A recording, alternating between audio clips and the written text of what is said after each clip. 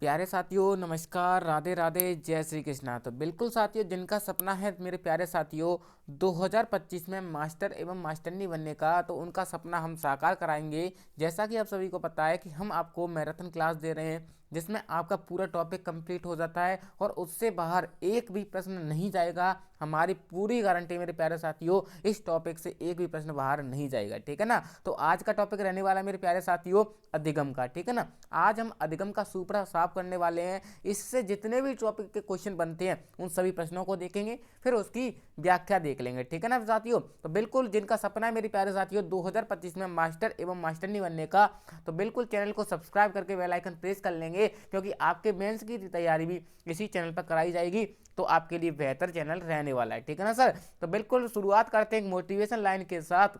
जब आंखों में अरमान लिया, मंजिल को अपना मान लिया, फिर मुश्किल क्या आसान क्या, बस ठान लिया तो ठान लिया। बस ठान लिया मेरे प्यारे साथियों कि आपको 2025 में मास्टर एवं मास्टरनी बनाना है और कक्षा 1 से 5 तक और 6 से 8 तक के बच्चों को पढ़वाना है, ठीक है ना सर। तो फर्स्ट क्वेश्चन आपकी स्क्रीन पर, इन प्रश्नों का खुद से आंसर देने की कोशिश करेंगे। अगर गलत हो जाता है तो कोई बात नहीं है, आपका अपना परिवार है, गलत हो जाएगा तो जल्दी याद हो जाएगा, ठीक है ना जी। फर्स्ट प्रश्न है प्यारे साथियों, निम्न में से कौन सा उदाहरण अधिगम को प्रदर्शित करता है। जी आपके ऑप्शन है सर, हाथ जोड़कर अध्यापक का अभिवादन करना, स्वादिष्ट भोजन देखकर मुंह में लार आना, चढ़ना भागना फेंकना तीनों से 5 वर्ष की अवस्था में। इनमें से सभी सभी साथी बताएंगे इसका राइट आंसर क्या होगा। तो सभी साथियों के राइट आंसर आ गए सर। हमें पता है अधिगम को प्रदर्शित करने वाला कौन सा वाक्य है सर। जो भी साथी सर ऑप्शन ए को लॉक करा है उसका राइट आंसर हो जाएगा, क्योंकि सर हाथ जोड़कर अध्यापक का अभिवादन कर रहा है मेरे प्यारे साथियों। तो ये क्या है, एक अधिगम का प्रतीक है, ठीक है ना सर। इसकी व्याख्या थोड़ी सी बता दोगे तो और मजा आ जाएगा सर। बिल्कुल बता देंगे, ठीक है ना सर जी। अधिगम, जो अधिगम है मेरे प्यारे साथियों, अनुभव अभ्यास तथा प्रशिक्षण के फलस्वरूप व्यवहार में आए अपेक्षाकृत स्थायी परिवर्तन को क्या कहते हैं मेरे प्यारे साथियों, अधिगम कहते हैं, ठीक है ना। आपका पूरा टॉपिक रिवीजन हो जाएगा मेरे प्यारे साथियों, बेहतरीन तरीके से पूरा वीडियो देखना है, ठीक है ना। विकल्पों का अध्ययन करें मेरे प्यारे साथियों, तो हाथ जोड़कर अभिवादन करना अधिगम है, क्योंकि यह अर्जित प्रक्रिया है। कैसी है, अर्जित प्रक्रिया है।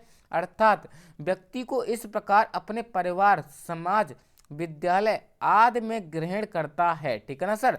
लार का आना क्या है, मूल प्रवृत्ति है। क्या है मेरे प्यारे साथियों, मूल प्रवृत्ति और अनुक्रिया है। चढ़ना भागना कूदना बाल्यावस्था की सहज क्रिया है, जिसका कारण उस अवस्था की परिपक्वता एवं गामक विकास से है, ना कि अधिगम से। अतः हम कह सकते हैं कि उपरोक्त तीनों विकल्प में केवल पहला विकल्प ही अधिगम होगा, ठीक है ना सर। अगला प्रश्न है प्यारे साथियों जी, नवीन ज्ञान एवं नवीन अनुभवों के अर्जन की प्रक्रिया को ही अधिगम कहा, किसने कहा है, ये परिभाषा किसने दी है मेरे प्यारे साथियों। सभी साथी बताएंगे, नवीन ज्ञान व नवीन अनुभव अर्जन करने की प्रक्रिया ही अधिगम है। ये किसने परिभाषा दी है, गेट्स व अन्य ने, क्रो एंड क्रो ने, वुडवर्थ ने, या फिर सर स्किनर ने। तो सभी के आंसर आ गए सर। हमें पता है इसका राइट आंसर क्या होगा। जो भी साथ ऑप्शन सी को लॉक कर रहा है उसका राइट आंसर हो जाएगा सर, नवीन ज्ञान व नवीन अनुभव अर्जन करने की प्रक्रिया को अधिगम कहते हैं। ये किसने कहा था मेरे प्यारे साथियों, तो इसका राइट आंसर वुडवर्थ हो जाएगा, ठीक है ना सर। तो ऑप्शन सी को लॉक कर दो। अगला प्रश्न है प्यारे साथियों जी, सभी इंपॉर्टेंट प्रश्न है, आपके एग्जाम में आए हुए हैं और रिपीट होने वाले क्वेश्चन है, ठीक है ना। सीखना व्यवहार में उत्तरोत्तर सामंजस्य की प्रक्रिया है, यह कथन किस शिक्षाविद द्वारा दिया गया था। आपके ऑप्शन है सर, स्किनर, वुडवर्थ, क्रो एवं क्रो, गेट्स एवं अन्य। मेरे प्यारे साथियों, सीखना व्यवहार में उत्तरोत्तर सामंजस्य की प्रक्रिया है, यह कथन किसने कहा था। तो सर सभी के जवाब आ गए सर। ऑप्शन ए को लॉक कर दो, इसका राइट आंसर स्किनर हो जाएगा। स्किनर ने कहा था सीखना व्यवहारवाद में उत्तरोत्तर सामंजस्य की प्रक्रिया है, ठीक है ना सर। अगला प्रश्न है जी, अनुभव द्वारा उत्पन्न व्यवहार या व्यवहार क्षमता में किसी भी अपेक्षाकृत स्थायी परिवर्तन को क्या कहा जाता है। आपके ऑप्शन है सर, अधिगम, विचारण, अनुभूति, या फिर सर प्रेरणा। तो सर सभी के जवाब आ गए बिल्कुल सर। जो भी साथी ऑप्शन ए को लॉक करा है उसका राइट आंसर हो जाएगा, उसे हम अधिगम कह सकते हैं, ठीक है ना। अगला प्रश्न प्यारे साथियों, सही विकल्प को चुनना है, ठीक है ना। अधिगम क्या है, सक्रिय और निष्क्रिय प्रक्रिया है, निष्क्रिय प्रक्रिया है, शांत रहना, या फिर सर सक्रिय प्रक्रिया है। तो सभी के राइट आंसर आ गए सर। हमें पता है जो अधिगम होता है वो कैसी प्रक्रिया है सर? सक्रिय प्रक्रिया है। ऑप्शन डी को लॉक कर दो, बिल्कुल हमें पता है, ठीक है ना। अगला प्रश्न है जी, ज्ञान और अभिवृत्तियों की प्राप्ति अधिगम है। अधिगम की उपरोक्त परिभाषा किसने दी थी? ज्ञान और अभिवृत्ति की प्राप्ति अधिगम होता है, यह परिभाषा किसने दी? क्रो एवं क्रो ने, किक्सल एवं गैरी ने, हिलगार्ड ने, या फिर सर वुडवर्थ ने? तो सर सभी के जवाब आ गए। ये परिभाषा किसने दी थी सर? क्रो एंड क्रो ने दी थी। इसका right answer sir option A हो जाएगा। बिल्कुल सर, अब थोड़ी सी परिभाषा देख लेते हैं कि इतनी सारी परिभाषाएं दी गई हैं तो इनको एक साथ पढ़ लो ना। बिल्कुल पढ़ लेंगे, इसीलिए तो मैं आपको ये क्लासेस करा रहा हूँ। वुडवर्थ ने परिभाषा दी थी कि नवीन ज्ञान व नवीन अनुभव अर्जन करने की प्रक्रिया को ही अधिगम कहते हैं। क्वेश्चन आ चुका है। गेट्स व अन्य क्या कहते हैं सर? कि अनुभव तथा प्रशिक्षण द्वारा व्यवहार में उन्नयन ही अधिगम होता है जी।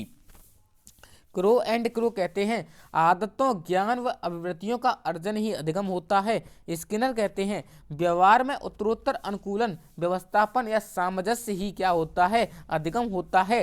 थॉर्नडाइक कहते हैं मेरे प्यारे साथियों अधिगम उपयुक्त अनुक्रिया का चयन करना व उसे उद्दीपन से जोड़ना होता है। क्रॉनबेक कहते हैं मेरे प्यारे साथियों अधिगम अनुभव के परिणाम स्वरूप व्यवहार में परिवर्तन व्यक्त करता है। किम्बेल कहते हैं मेरे प्यारे साथियों पुनर्वलित अभ्यास के फलस्वरूप व्यवहार जन्य क्षमताओं में आया अपेक्षाकृत परिवर्तन क्या होता है सर? अधिगम होता है, ठीक है ना। वुडवर्थ कहते हैं मेरे प्यारे साथियों सीखना विकास की ही प्रक्रिया है। कैसी है? सीखना विकास की ही प्रक्रिया है। कौन कहते हैं? वुडवर्थ कहते हैं। अगला प्रश्न प्यारे साथियों इन परिभाषाओं को याद कर लेना, आपके एग्जाम में हूबहू छपेंगे, ठीक है ना। सभी स्क्रीनशॉट ले लेना और ये नोट्स आपको टेलीग्राम पर मिलने वाले हैं तो टेलीग्राम ज्वाइन कर लेना, ठीक है ना। अगला प्रश्न है प्यारे साथियों जी, अधिगम के संबंध में सत्य कथन को छांटना है, ठीक है ना। बिल्कुल अधिगम के संबंध में सत्य कथन को छांटना है। आपके ऑप्शन है सीखने की प्रक्रिया में परिवर्तन अभ्यास व अनुभव के कारण होता है। सीखने से व्यवहार में होने वाला परिवर्तन तुलनात्मक रूप से स्थायी होगा। परिवर्तन व्यवहार की क्षमता तथा बाह्य व्यवहार दोनों में हो सकता है, या फिर सर उपयुक्त सभी। तो इसका राइट आंसर जो भी साथी ऑप्शन डी को लॉक करा है उसका राइट आंसर हो जाएगा सभी परिभाषाएं अधिगम से संबंधित होंगी, ठीक है ना सर। इसका राइट आंसर ऑप्शन डी हो जाएगा। अगला प्रश्न प्यारे साथियों जी, अधिगम की अवधारणा के लिए कौन सा कथन सत्य नहीं है, ठीक है ना। सभी साथी बताएंगे अधिगम की अवधारणा के लिए कौन सा कथन सत्य नहीं है। अधिगम व्यवहार में परिवर्तन है, अपेक्षाकृत रूप से स्थायी अंतर पर लक्षित होता है, अधिगम अभ्यास द्वारा प्रभावित होता है, अधिगम एक जन्मजात प्रक्रिया है, ठीक है ना सर। तो इसका राइट आंसर जो भी साथी सर ऑप्शन डी को लॉक करा है उसका राइट आंसर हो जाएगा अधिगम एक कैसी है? जन्मजात प्रक्रिया है। ये गलत हो जाएगा, ठीक है ना सर। बिल्कुल अगला प्रश्न है अधिगम प्रक्रिया में सही कड़ी का चयन कीजिए, ठीक है ना। आपके ऑप्शन है लक्ष्य, समायोजन, प्रेरक और परिवर्तन। आपको क्रम से बताना है परिवर्तन, लक्ष्य, प्रेरक या समायोजन। प्रेरक, लक्ष्य, समायोजन या परिवर्तन। समायोजन, प्रेरक, लक्ष्य या फिर परिवर्तन। तो इसका राइट आंसर जो भी साथी सर ऑप्शन सी को लॉक करा है उसका राइट आंसर हो जाएगा। सबसे पहले प्रेरक होते हैं, फिर उसके बाद लक्ष्य निर्धारित किए जाते हैं, फिर लक्ष्यों के साथ समायोजन किया जाता है, फिर जो परिवर्तन होता है उसे क्या कहते हैं सर? अधिगम कहते हैं, ठीक है ना सर। याद कर लेना, सेकंड ग्रेड में आया है, क्या पता आपके रीट में आ जाए, ठीक है ना। ऑप्शन सी लॉक कर दो, इसका राइट आंसर ऑप्शन सी हो जाएगा। अगला प्रश्न प्यारे साथियों, निम्नलिखित में से कौन सा कथन अधिगम के बारे में सर्वाधिक उपयुक्त है? यह प्रक्रिया है, उत्पाद नहीं। यह अप्रकट प्रक्रिया है, यह अनायास होता है, यह व्यवहार में अस्थायी परिवर्तन होता है। तो सर सभी के जवाब आ गए, हमें पता है इसका राइट आंसर जो भी साथी ऑप्शन ए को लॉक कर रहा है उसका राइट आंसर हो जाएगा, है ना। अगला प्रश्न है प्यारे साथियों, निम्न में से कौन सा कथन गलत है? ठीक है ना, गलत कथन बताना है आपको। अधिगम समायोजन है, अधिगम सार्वभौमिक है, अधिगम हमेशा प्रेक्षणीय और अवलोकनीय होता है, अधिगम का परिणाम व्यवहार में परिवर्तन होता है। ठीक है ना, तो सभी के राइट आंसर आगे। जो भी साथी सर ऑप्शन सी को लॉक करा उसका राइट आंसर हो जाएगा अधिगम हमेशा प्रेक्षणीय या अवलोकनीय होता है। ये गलत हो जाएगा, अधिगम हमेशा प्रेक्षणीय नहीं होता है। ठीक है ना, ऑप्शन सी इसका राइट आंसर हो जाएगा। अगला प्रश्न है प्यारे साथियों जी, निम्नलिखित में से कौन सी अधिगम की सही विशेषता नहीं है? ठीक है ना, अभी थ्योरी भी पढ़ लेंगे, पहले क्वेश्चन कर लो। ठीक है ना, अधिगम कोई परिणाम ना होकर एक प्रक्रिया होती है। अधिगम प्रक्रिया सदैव ही उद्देश्यपूर्ण होती है। अधिगम अभ्यास, प्रशिक्षण और अनुभव पर आधारित होता है। मूल प्रवृत्ति तथा प्रतिक्षेपी क्रिया की वजह से व्यवहार में आया परिवर्तन ही अधिगम होता है। तो सभी के राइट आंसर आगे जो भी साथी ऑप्शन डी को लॉक करा उसका राइट आंसर हो जाएगा।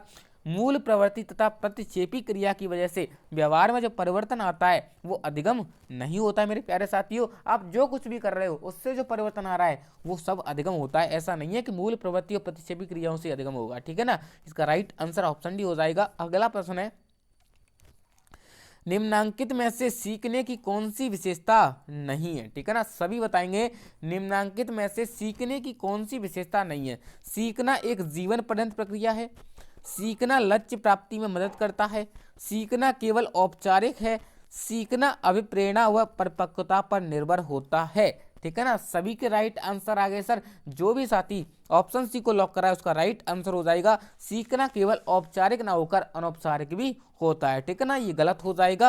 अगला प्रश्न है, निम्नलिखित में से कौन सी अधिगम की सही विशेषता नहीं है, ठीक है ना। इंपॉर्टेंट क्वेश्चन बनता है। अधिगम की विशेषताओं में से अभी थ्योरी भी बताएंगे आपको। अधिगम उद्देश्यपूर्ण होता है, अधिगम का मापन निष्पादन के आधार पर होता है, अधिगम से नई क्रियाओं का अर्जन होता है और पुरानी क्रियाओं में परिमार्जन होता है, थकान, परिपक्वता इत्यादि में होने वाले परिवर्तन को अधिगम कहा जा सकता है। तो सभी के राइट आंसर हो जाएंगे। जो भी साथी ऑप्शन डी को लॉक करा उसका राइट आंसर हो जाएगा थकान, परिपक्वता इत्यादि में होने वाले परिवर्तन को क्या कहते हैं, अधिगम कहते हैं, ठीक है ना। बिल्कुल ये गलत हो जाएगा क्योंकि थकान परिपक्वता के बारे में मेरे प्यारे साथियों अधिगम से कोई संबंध नहीं है। ये तो मैंने आपको बता दिया है, जो कुछ भी होता है उससे जो ज्ञान प्राप्त होता है, उससे जो परिवर्तन आते हैं उसे अधिगम कहते हैं, ठीक है ना। अगला प्रश्न है, अधिगम के संदर्भ में निम्नलिखित में से कौन सा कथन गलत है, ठीक है ना। अभ्यास के कारण व्यवहार में परिवर्तन, परिपक्वता के कारण व्यवहार में परिवर्तन, नवीन व्यवहारों का अर्जन, व्यवहार में स्थायी परिवर्तन, ठीक है ना। सभी साथी बताएंगे इसका राइट आंसर। जो भी साथी ऑप्शन बी को लॉक करा उसका राइट आंसर हो जाएगा परिपक्वता के कारण व्यवहार में परिवर्तन होता है, उससे ही हम अधिगम नहीं कह सकते, ठीक है ना। इसका राइट आंसर ऑप्शन बी हो जाएगा।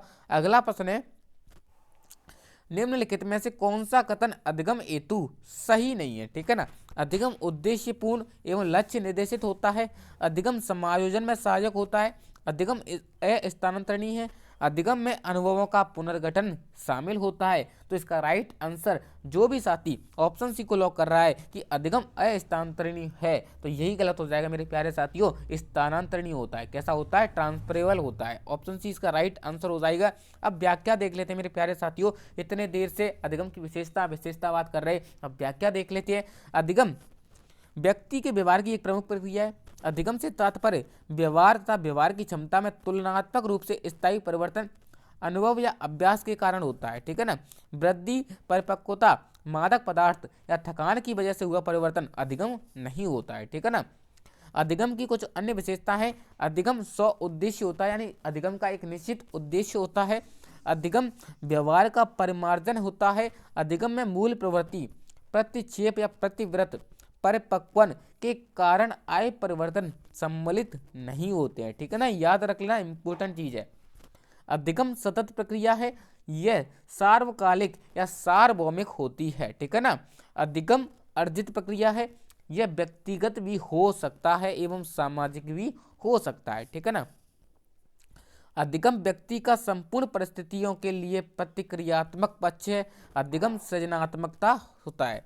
अधिगम में समायोजन निहित होता है, ठीक है ना।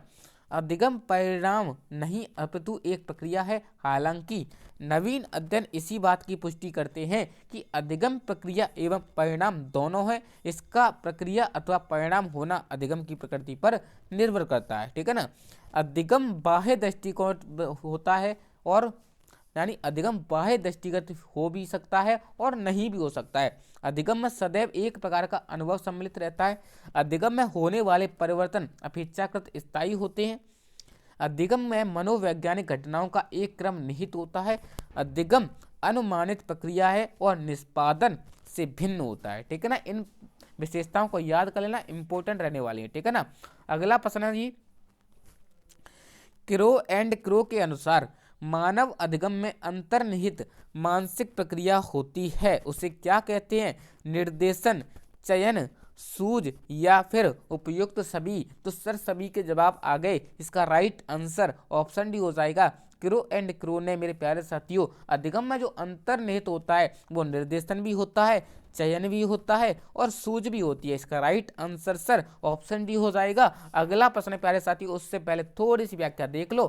क्रो एंड क्रो के अनुसार मेरे प्यारे साथियों मानव अधिगम में निम्नलिखित मानसिक प्रतिक्रियाएं निहित रहती हैं। ठीक है ना, कौन कौन सी हैं सर? निर्देशन, लक्ष्य की ओर रुचि और अवदान होता है। व्याख्या, संबंधों का प्रतिबोधन कहलाती है। चयन, संबंधित अनुभवों का चयन एवं प्रत्यास्मरण होता है। सूझ क्या होता है? विश्लेषित अनुभवों का अभिज्ञान। संरचना होती है जो नवीन मानसिक शैलियों का निर्माण करती है। आलोचना होती है जो समाधानों की कार्यकुशलता का मूल्यांकन करती है। परिवर्तन होते हैं जो अधिगम का स्थानांतरण संभव करते हैं। ठीक है ना, इनको याद कर लेना, पॉइंट इंपोर्टेंट रहने वाले हैं। ठीक है ना जी। अगला प्रश्न है, किसी उद्दीपन के निरंतर दिए जाने से व्यवहार में होने वाला अस्थायी परिवर्तन क्या कहलाता है? किसी उद्दीपन के निरंतर दिए जाने से व्यवहार में होने वाला अस्थायी परिवर्तन क्या कहलाता है? अभ्यस्तता, अधिगम, अस्थायी अधिगम या फिर अभिप्रेरणा। कंफ्यूज नहीं होना है, आपको कंफ्यूज करेगा बंदा। देखो स्थायी परिवर्तन होए, जब स्थायी परिवर्तन हो मेरे प्यारे साथियों तो क्या होगा?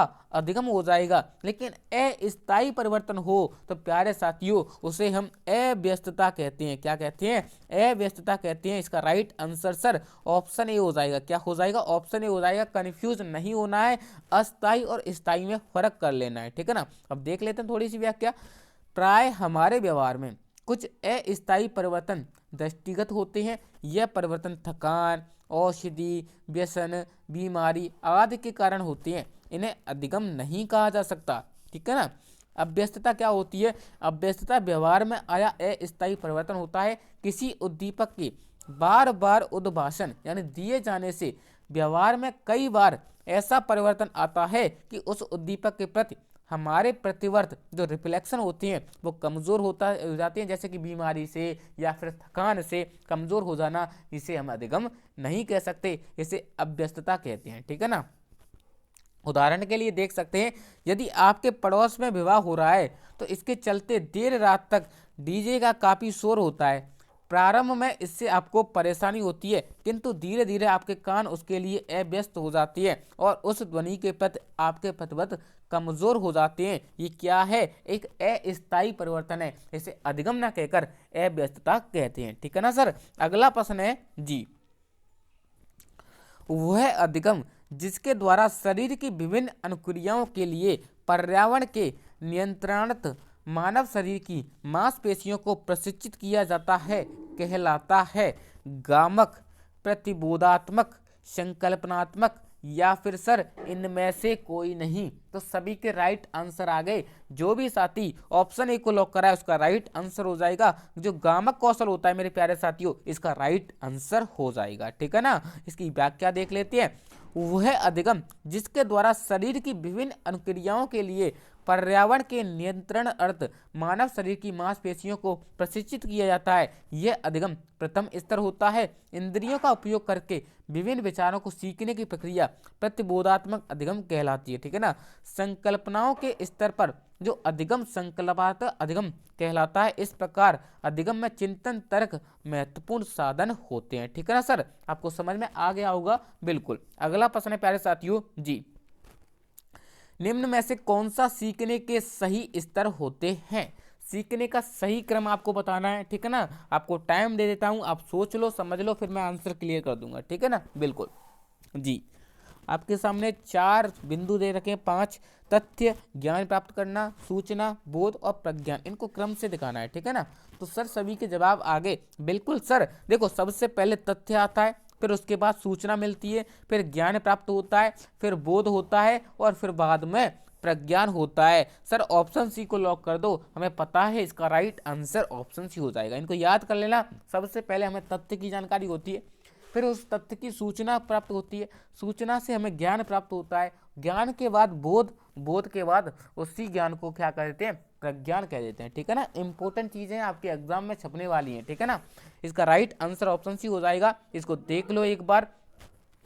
अधिगम की प्रक्रिया में निम्नलिखित चरणों में होते हुए व्यक्ति अधिगम को प्राप्त करता है। कैसे? तथ्यों के द्वारा, फिर सूचना प्राप्त करता है, सूचना से ज्ञान प्राप्त करेगा, फिर बोध, फिर उसके बाद प्रज्ञान यानी फैक्ट, इंफॉर्मेशन, नॉलेज, कॉम्प्रहेंशन और विजडम। ठीक है ना सर। इस प्रक्रिया को निम्नलिखित उदाहरणों द्वारा समझने की कोशिश करते हैं। मान लीजिए मेरे प्यारे साथियों, अपनी परीक्षा की तैयारी के लिए कोई पाठ्य पुस्तक पढ़ रहे हैं। आप अपनी परीक्षा की तैयारी के लिए आप कोई पाठ्य पुस्तक पढ़ रहे हो या मुझसे पढ़ रहे हो, ठीक है ना। उक्त पुस्तक में अनेक तथ्य होंगे, किंतु आपके लिए केवल वही महत्वपूर्ण होगा जो आपकी परीक्षा के लिए उपयोगी है। ठीक है ना। अर्थात आप उन तथ्यों में सिर्फ अपने लिए उपयोगी सूचनाओं को ग्रहण करेंगे, उनकी मदद में आवश्यक ज्ञान प्राप्त करेंगे। ज्ञान प्राप्ति के पश्चात यह समझ, सूझ व बोध के विकास में सहायक होगी। इसी के आधार पर व्यक्ति की बुद्धिमत्ता, प्रज्ञान में वृद्धि हो जाती है। ठीक है ना। इंपॉर्टेंट चीजें याद रख लेना, आपके एग्जाम में छपने वाली हैं। अगला प्रश्न है प्यारे साथियों, अधिगम की प्रक्रिया में सबसे प्राथमिक चरण क्या होता है? सबसे इंपॉर्टेंट, ठीक है ना, सभी साथी बताएंगे। जो अधिगम की प्रक्रिया होती है मेरे प्यारे साथियों, उसमें सबसे प्राथमिक चरण क्या होता है? लक्ष्य, अभिप्रेरणा, अनुक्रिया या फिर सर बाधा? तो सर सभी के जवाब आ गए। बिल्कुल, जो भी साथी सर ऑप्शन बी को लॉक करेगा उसका राइट आंसर हो जाएगा। उसे हम क्या कहते हैं सर? अभिप्रेरणा। अभिप्रेरणा क्या होती है सर? मोटिवेशन। अधिगम की प्रक्रिया में सबसे पहले कोई भी ज्ञान प्राप्त करना चाहता हो तो उससे सबसे पहले मोटिव होना पड़ेगा। क्या होना पड़ेगा? मोटिवेट होना पड़ेगा, उसे अभिप्रेरणा कहते हैं। ठीक है ना। अब थोड़ी सी व्याख्या देख लेते हैं। मिलर तथा डोलार्ड का कथन है कि अधिगम के लिए व्यक्ति को किसी वस्तु की आवश्यकता का अनुभव होना चाहिए, उससे कुछ देखना बोलना चाहिए और उसे कुछ करना चाहिए, अंत में कुछ प्राप्त करना चाहिए। ठीक है ना। इंपॉर्टेंट है, याद रख लेना। अधिगम कुछ निश्चित चरणों से होता हुआ संपन्न होता है, इसी को अधिगम के सोपान भी कहा जाता है। अनेक मनोवैज्ञानिकों ने अधिगम के सोपान को परिभाषित करते हुए चरण दिए हैं। इनमें से डेसियल का वर्गीकरण प्रमुख है। ठीक है ना। डेसियल के अनुसार मेरे प्यारे साथियों, अधिगम के 6 चरण होते हैं। कितने चरण होते हैं? 6 चरण होते हैं, जिसमें सबसे पहले अभिप्रेरणा या आवश्यकता होती है। क्या होती है? अभिप्रेरणा या आवश्यकता होती है। दूसरे नंबर पर मेरे प्यारे साथियों लक्ष्य या उद्देश्य होता है। तीसरे नंबर पर बाधाएं आती हैं, फिर अनुक्रियाएं करता है और सबलीकरण या पुनर्बलन प्राप्त करता है। फिर उसके बाद सामान्यीकरण यानी ज्ञान प्राप्त कर लेता है। ठीक है ना। सबसे इंपॉर्टेंट पहला चरण है अभिप्रेरणा या फिर आवश्यकता। सबसे जरूरी आवश्यकता होनी चाहिए या फिर उस व्यक्ति के पास मोटिवेशन होना चाहिए, उससे ही क्या कह सकते हैं? आवश्यकता कह सकते हैं। इंपॉर्टेंट चीज है, आपके एग्जाम में क्वेश्चन पूछा गया है, कहीं से भी क्वेश्चन पूछा जा सकता है। इंपॉर्टेंट चीज आपको हमेशा दिखाता रहूंगा और दिखाता आया हूं। ठीक है ना। ये नोट्स आपको टेलीग्राम पर मिलने वाले हैं, टेलीग्राम ज्वाइन कर लेना। ठीक है ना जी। अगला टॉपिक आ गया मेरे प्यारे साथियों, अधिगम से संबंधित जो बिंदु है वो परिपक्वता। अभी अधिगम रह गया मेरे प्यारे साथी, पूरा अधिगम के अंतर्गत ही है। ठीक है ना जी। परिपक्वता के बारे में जान लेते हैं। जो आदम सीमित जीवन चक्र में कार्यरत जीवाणुओं के समूचे प्रभाव को परिपक्वता कहते हैं। यह परिभाषा किस मनोवैज्ञानिक की है? आपके ऑप्शन है सर गैशेल, बोरिंग व लेगफील्ड, गेट्स व जर्सील्ड या फिर अलेक्जेंडर। तो सभी के राइट आंसर आ गए। जो भी साथी ऑप्शन ए को लॉक करेगा उसका राइट आंसर हो जाएगा, उसे हम क्या कह सकते हैं? गैसेल कह सकते हैं। ठीक है ना सर। अगला प्रश्न है प्यारे साथियों, उससे पहले इसकी व्याख्या देख लीजिए। परिपक्वता की महत्वपूर्ण परिभाषाएं क्या होती हैं? जी, गैसेल के अनुसार मेरे प्यारे साथियों, आदम सीमित जीवन चक्र में कार्यरत जीवाणुओं के समूचे प्रभाव को क्या कह सकते हैं? परिपक्वता कहते हैं। ठीक है ना। बोरिंग व लेग फील्ड क्या कहते हैं? बोरिंग व लेग फील्ड कहते हैं परिपक्वता से अभिप्राय अभिवृद्धि और विकास से है, जो कि विशेष व्यवहार के अस्तित्व के समय अथवा किसी विशिष्ट व्यवहार के अस्तित्व में आने से पूर्व अत्यंत आवश्यक होता है। गेट्स व जर्सील्ड के अनुसार मेरे प्यारे साथियों, परिपक्वता वह अभिवृद्धि है जो पर्यावरण की व्यापक परिस्थितियों से नियमित रूप से होती रहती है, अथवा जो उत्प्रेरणा की विशिष्ट परिस्थितियों जैसे प्रशिक्षण अभ्यास के बिना होती रहती है। अलेक्जेंडर कहते हैं मेरे प्यारे साथियों, परिपक्वता आंतरिक रूप से संशोधन की प्रक्रिया है। आंतरिक परिपक्वता प्राणी का विकास करती है, संरचना एवं कार्य में वृद्धि करती है, जो प्राणी में निहित शक्तियों के कारण होती है। इतना इंपॉर्टेंट नहीं है, आज तक प्रश्न नहीं पूछा गया इनसे, बस एक प्रश्न पूछा गया था गैस सेल का, तो उसे आप याद रख सकते हैं, ठीक है ना, इतना इंपॉर्टेंट नहीं रहने वाला है आपके लिए। अगला प्रश्न है प्यारे साथियों जी, परिपक्वता इत्यादि से व्यवहार में उत्पन्न परिवर्तन को भी अधिगम कहा जाता है। बिल्कुल कहा जाता है या नहीं कहा जाता है? नहीं, हाँ, अनिश्चित या फिर कभी कभी। तो सभी के जवाब आगे। बिल्कुल सर, इसका राइट आंसर ऑप्शन ए हो जाएगा। परिपक्वता इत्यादि से व्यवहार में जो उत्पन्न परिवर्तन होता है उसे हम अधिगम नहीं कह सकते। मैंने कहा था अधिगम वही होता है जो मोटिवेशन के साथ किया जाए और एक स्थायी परिवर्तन हो, जो कुछ कर रहे हो वो अधिगम हो जाता है, लेकिन परिवर्तन स्थायी होना चाहिए, ठीक है ना सर। तो इसका राइट आंसर ऑप्शन ए हो जाएगा। बिल्कुल। अगला प्रश्न है प्यारे साथियों, अधिगम एवं परिपक्वता के संबंध में निम्न में से कौन सा कथन सही है? ठीक है ना, सही कथन आपको बताना है। यदि मानव विकास केवल परिपक्वता से होता तो मनुष्य केवल निम्न तक ही सीमित रह जाते। वंशक्रम संभाव्य क्षमता की सीमा के कारण बालक एक निश्चित सीमा से आगे तक विकसित हो सकते हैं। बालक विकास की दृष्टि से जब सीखने के लिए तैयार नहीं होते हैं तब भी वे अधिक प्रयास के द्वारा सीख सकते हैं।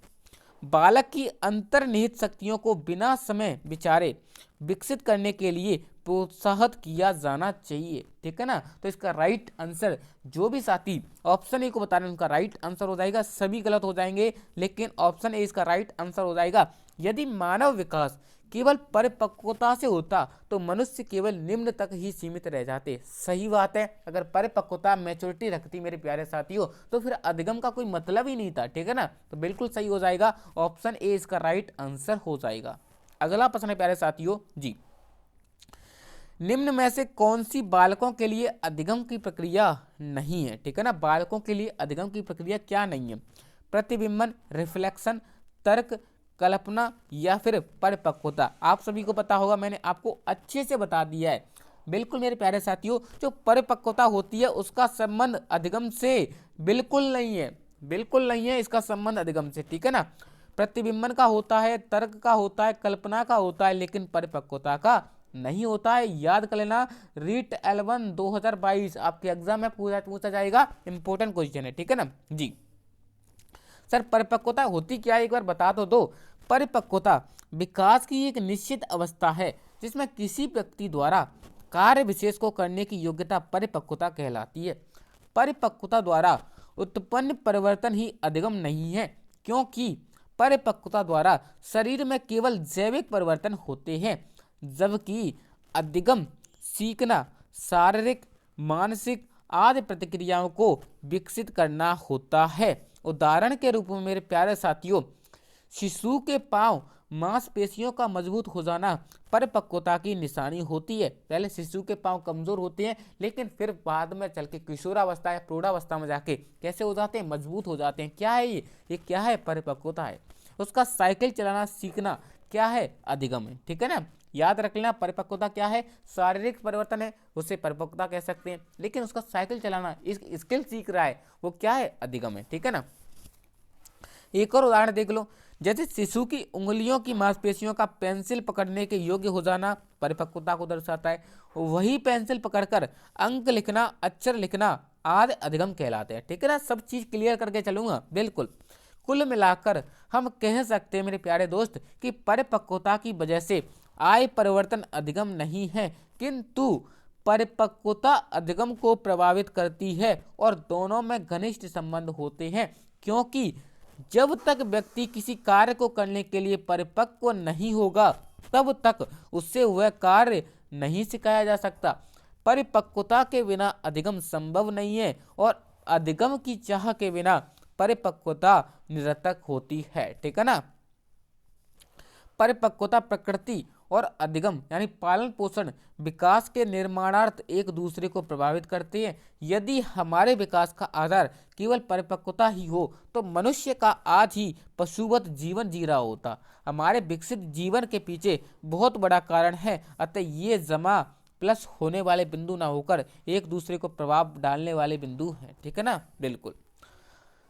इसका सूत्र होता है मेरे प्यारे साथियों, परिपक्वता इंटू अधिगम विकास कहलाता है। परिपक्वता इंटू शून्य अधिगम, शून्य उपलब्धि हो जाएगी, यानी अधिगम नहीं है तो कुछ भी नहीं है। शून्य परिपक्वता और अधिगम शून्य हो जाएगा, ठीक है ना। तो दोनों मिलकर विकास कर सकते हैं, एक दूसरे से पूरक रह सकते हैं, लेकिन एक दूसरे पर प्रभाव नहीं डालते हैं, ठीक है ना। समझ गए होंगे सभी लोग जी। निम्न में से कौन सी विशेषता परिपक्वता को अधिगम से अलग करती है? सभी साथी बताएंगे, ठीक है ना। यह एक स्वाभाविक प्रक्रिया है, यह एक स्वाभाविक प्रक्रिया है, यह अभ्यास पर निर्भर करती है, यह प्रेरकों पर निर्भर करती है, यह जीवन पर्यंत चलने वाली प्रक्रिया है। सभी साथी बताएंगे बिल्कुल सर हमें पता है, इसका राइट आंसर ऑप्शन ए को लॉक कर दो, क्योंकि मेरे प्यारे साथियों यह एक स्वाभाविक प्रक्रिया होती है, बिल्कुल होती है, लेकिन अधिगम अभ्यास पर निर्भर करता है, प्रेरकों की निर्भर करती है। क्या अधिगम करता है? जीवन पर्यंत चलने वाली प्रक्रिया परिपक्वता नहीं है, वो क्या है? अधिगम होता है, ठीक है ना। यह एक स्वाभाविक प्रक्रिया है, इसका राइट आंसर हो जाएगा। और ये तीनों मेरे प्यारे साथियों अधिगम से संबंधित है, ठीक है ना सर, अधिगम से संबंधित है, इसका राइट आंसर ऑप्शन ए हो जाएगा। अगला प्रश्न है, अधिगम के संबंध में कौन सा उपयुक्त नहीं है? ठीक है ना। अधिगम पर परिपक्वता का प्रभाव नहीं पड़ता है, अभिप्रेरणा से अधिगम में वृद्धि होती है, समस्या समाधान अधिगम का उच्चतम स्तर है, अधिगम व्यवहारगत परिवर्तन होता है। जी, तो इसका राइट आंसर सभी साथियों का सही हो जाएगा, क्योंकि हमें पता है, पुनीत सर ने अच्छे से याद करा दिया कि अधिगम पर परिपक्वता का कोई प्रभाव नहीं पड़ता। मेरे प्यारे साथियों बिल्कुल यही हो जाएगा, क्योंकि अधिगम पर परिपक्वता का प्रभाव नहीं पड़ता है, ठीक है ना सर। इसका राइट आंसर जो भी साथी ऑप्शन ए को लॉक करा है उसका राइट आंसर हो जाएगा जी। परिपक्वता और अधिगम के मध्य अंतर पूछा है आपसे। परिपक्वता जन्मजात प्रक्रिया है, अधिगम अर्जित होती है, ठीक है ना, याद कर लेना। ये एक सहज जातिगत प्रक्रिया है, यह व्यक्तिगत और सामाजिक प्रक्रिया होती है, यह स्वाभाविक प्रक्रिया है, अभ्यास और अनुभव पर निर्भर करती है अधिगम, ठीक है ना। मुख्यतः शारीरिक प्रक्रिया है, यह मनोवैज्ञानिक प्रक्रिया है। परिपक्वता सीखने पर निर्भर नहीं करती, यह सीखना परिपक्वता पर निर्भर करता है। परिपक्वन में अभ्यास का महत्व तो नहीं होता, लेकिन इसमें अभ्यास सबसे इम्पोर्टेंट होता है। प्रेरकों पर निर्भर नहीं करती, यह आवश्यकता अभिप्रेरणा लक्ष्य तीनों पर प्रेरित करती है। पुनर्वलन का स्थान नहीं होता, इसमें होता है। जीवन पर्यंत नहीं चलती, ये चलता है। परिपक्वता मनुष्य की संभाव्य क्षमताओं की सीमा का निर्धारण करती है, लेकिन इसमें कोई सीमाएं नहीं होती हैं, ठीक है ना। अब देख लेते हैं मेरे प्यारे साथियों अधिगम को प्रभावित करने वाले कारक। पॉइंट बाय पॉइंट पढ़ेंगे, समझाते हुए पढ़ेंगे, एक क्वेश्चन बाहर नहीं जाएगा, सिंगल क्वेश्चन बाहर नहीं जाएगा, ठीक है ना जी। अधिगम को प्रभावित करने वाले व्यक्तिगत कारक होते हैं संचार के साधन, समवयस्क समूह, अध्यापक या परिपक्वता एवं आयु। सभी के जवाब आ गए सर, हमें पता है अधिगम को मेरे प्यारे साथियों परिपक्वता एवं आयु व्यक्तिगत रूप से प्रभावित कर सकते हैं, ठीक है ना, सामूहिक रूप से नहीं, लेकिन व्यक्तिगत रूप से प्रभावित कर सकते हैं। जैसे कि जितना परिपक्व व्यक्ति होगा उसका अधिगम भी उतना अच्छा होगा, और जिसकी जितनी एज कम होगी मेरे प्यारे साथियों वो उतना ही अच्छा परिपक्व अधिगम कर सकता है, ठीक है ना। जब एज कम बढ़ती जाती है मेरे प्यारे साथियों तो दिमाग भी कमजोर होता जाता है, ठीक है ना सर। ऑप्शन डी इसका राइट आंसर हो जाएगा। अगला प्रश्न है, स्कूल की संगठनात्मक स्थापना छात्रों के अधिगम को प्रभावित करती है। यह पहलू उस श्रेणी से संबंधित है, किससे?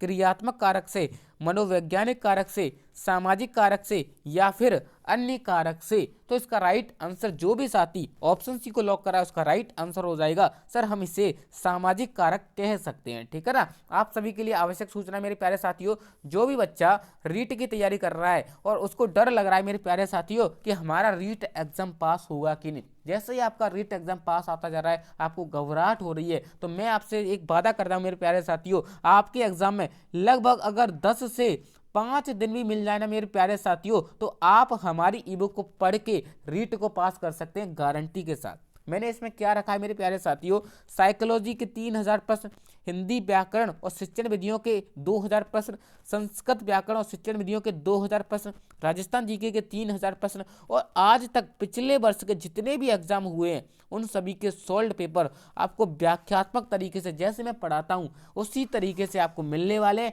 जो भी साथी लेना चाहता है व्हाट्सएप पर मैसेज कर देना। आप सभी के जो प्रथम 100 स्टूडेंट होंगे मेरे प्यारे साथियों उनको ये ₹49 में मिलने वाली है, ठीक है ना, ₹49 में मिलने वाली है। कोई बड़ी बात नहीं होती मेरे प्यारे साथियों। जब आप एग्जाम पेपर दे के आओगे तो मुझे सबसे पहले मैसेज करोगे कि सर आपके नोट्स में से सीधा मैटर फंसा, ठीक है ना। बिल्कुल सर, अगर किसी भी अभ्यर्थी को लेना है ना तो व्हाट्सएप पर मैसेज कर देना, सर हमें रीट पास करने वाली ई बुक दे दो, आपको तुरंत उसी टाइम पर दे दी जाएगी और आप उसे पढ़ लेना मेरे प्यारे साथियों, आपका रीट क्लियर हो जाएगा, ठीक है ना, गारंटी के साथ क्लियर हो जाएगा। बिल्कुल साथियों, आपको लेना हो तो ले सकते हैं। अगला प्रश्न है प्यारे साथियों जी, अधिगम के निर्धारक नीचे दिए गए हैं, ठीक है ना, दिए गए हैं, बिल्कुल आपको दिख रहे होंगे। इनमें से मेरे प्यारे साथियों उपरोक्त निर्धारकों का उपयोग करते हुए बताइए कि अधिगम के निर्धारकों के संदर्भ में कौन सा विकल्प सही रहेगा, ठीक है ना। तो बिल्कुल सर देख लेते हैं। बिल्कुल देखो, अधिगम की प्रकृति निर्भर करती है, बिल्कुल करती है सर।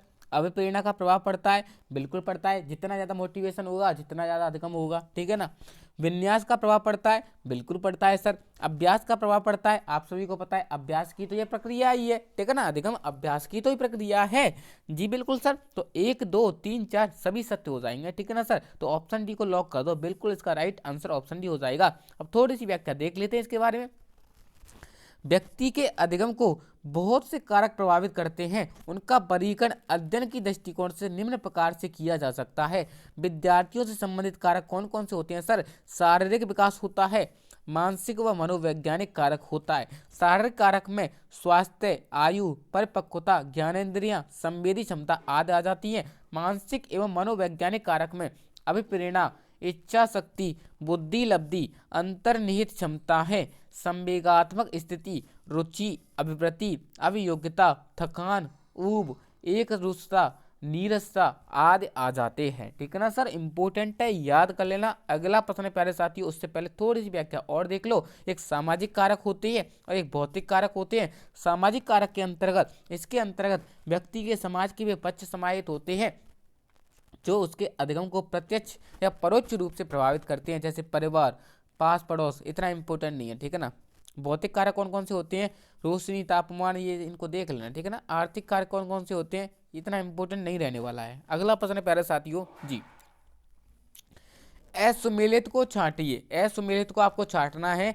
स्वास्थ्य व्यक्ति कारक है, विद्यालय का परिवेश सामाजिक कारक है, अध्यापक की विषय पर पकड़ व्यक्तिगत कारक है, रुचि एवं अभिवृत्ति मनोवैज्ञानिक कारक है। असुमेलित को छांटना है, आप सभी को पता होगा, मैंने आपको अच्छे से बता रखा है और आप थोड़ा सा दिमाग लगाओगे फिर भी आपका आंसर आ जाएगा।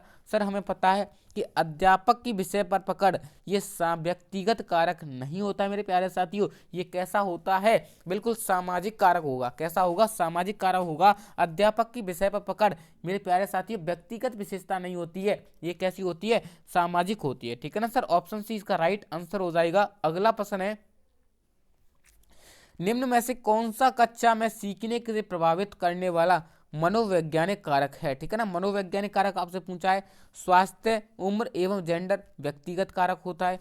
परिपक्वता का स्तर, अभिप्रेरणात्मक एवं संवेगात्मक अवस्था और विषय वस्तु की अर्थपूर्णता, ठीक है ना सर। इसका राइट आंसर जो भी साथी ऑप्शन सी को लॉक करा है उसका राइट आंसर हो जाएगा। जो अभिप्रेरणा एवं संवेगात्मक अवस्था होती है वो कैसे कारक होते हैं सर? मनोवैज्ञानिक कारक होते हैं। ये भी व्यक्तिगत कारक होता है। विषय वस्तु की अर्थपूर्णता ये सामाजिक कारक होता है, ठीक है ना सर। सामाजिक, आप सोच रहे होंगे कि ये भी व्यक्तिगत कारक होता है, लेकिन ऐसा नहीं है मेरे प्यारे साथियों, ये एक सामाजिक कारक होता है, ठीक है ना। इसका राइट आंसर ऑप्शन सी हो जाएगा। बिल्कुल इसके बारे में थोड़ी सी जानकारी आपको होनी चाहिए। कई बार प्रश्न में अधिगम को प्रभावित करने वाले कारकों में केवल व्यक्तिगत व पर्यावरणीय में न बांटकर परीक्षक कई अन्य उप कारकों में विभाजित कर देता है। उक्त परिस्थितियों में नीचे दी गई सारणियों को मदद मिलेगी, आप हल कर सकते हो, ठीक है ना जी। आप देख पा रहे होंगे शारीरिक कारक में ज्ञानेंद्रियां, स्वास्थ्य, आयु, परिपक्वता आती है। मनोवैज्ञानिक में प्रेरणा, सीखने की इच्छा, रुचि, बुद्धि लब्धि, अभिवृत्ति आती है। पर्यावरण संबंधी वातावरण, सामाजिक, परिवार, समाज, कक्षा, विद्यालय। देखो अब इसमें आगे समाज, ठीक है ना। कक्षा, कक्षा यानी अभी आपका वो एक तो ऑप्शन आया था ना कि विषय वस्तु में अर्थपूर्णता, तो वो किससा? पर्यावरण यानी सामाजिक से संबंधित था, ठीक है ना। अन्य विषय सामग्री, अधिगम विधि, अभ्यास, अधिगम प्रक्रिया, सफलता, ये क्या है? अन्य में आते हैं, ठीक है ना। इनको याद रख लेना, अगर याद रख सको, इतना इंपॉर्टेंट नहीं रहने वाला है ये। अगला प्रश्न है प्यारे साथियों, अब अधिगम के सिद्धांतों पर चलते हैं मेरे प्यारे साथियों जी। पावलोव का सिद्धांत सबसे पहले देख लेते हैं। मनोविज्ञान के कितने प्रकार के अनुबंधन का उल्लेख किया गया है? मनोविज्ञान में कितने प्रकार के अनुबंधन का उल्लेख किया गया है? सभी साथी बताएंगे।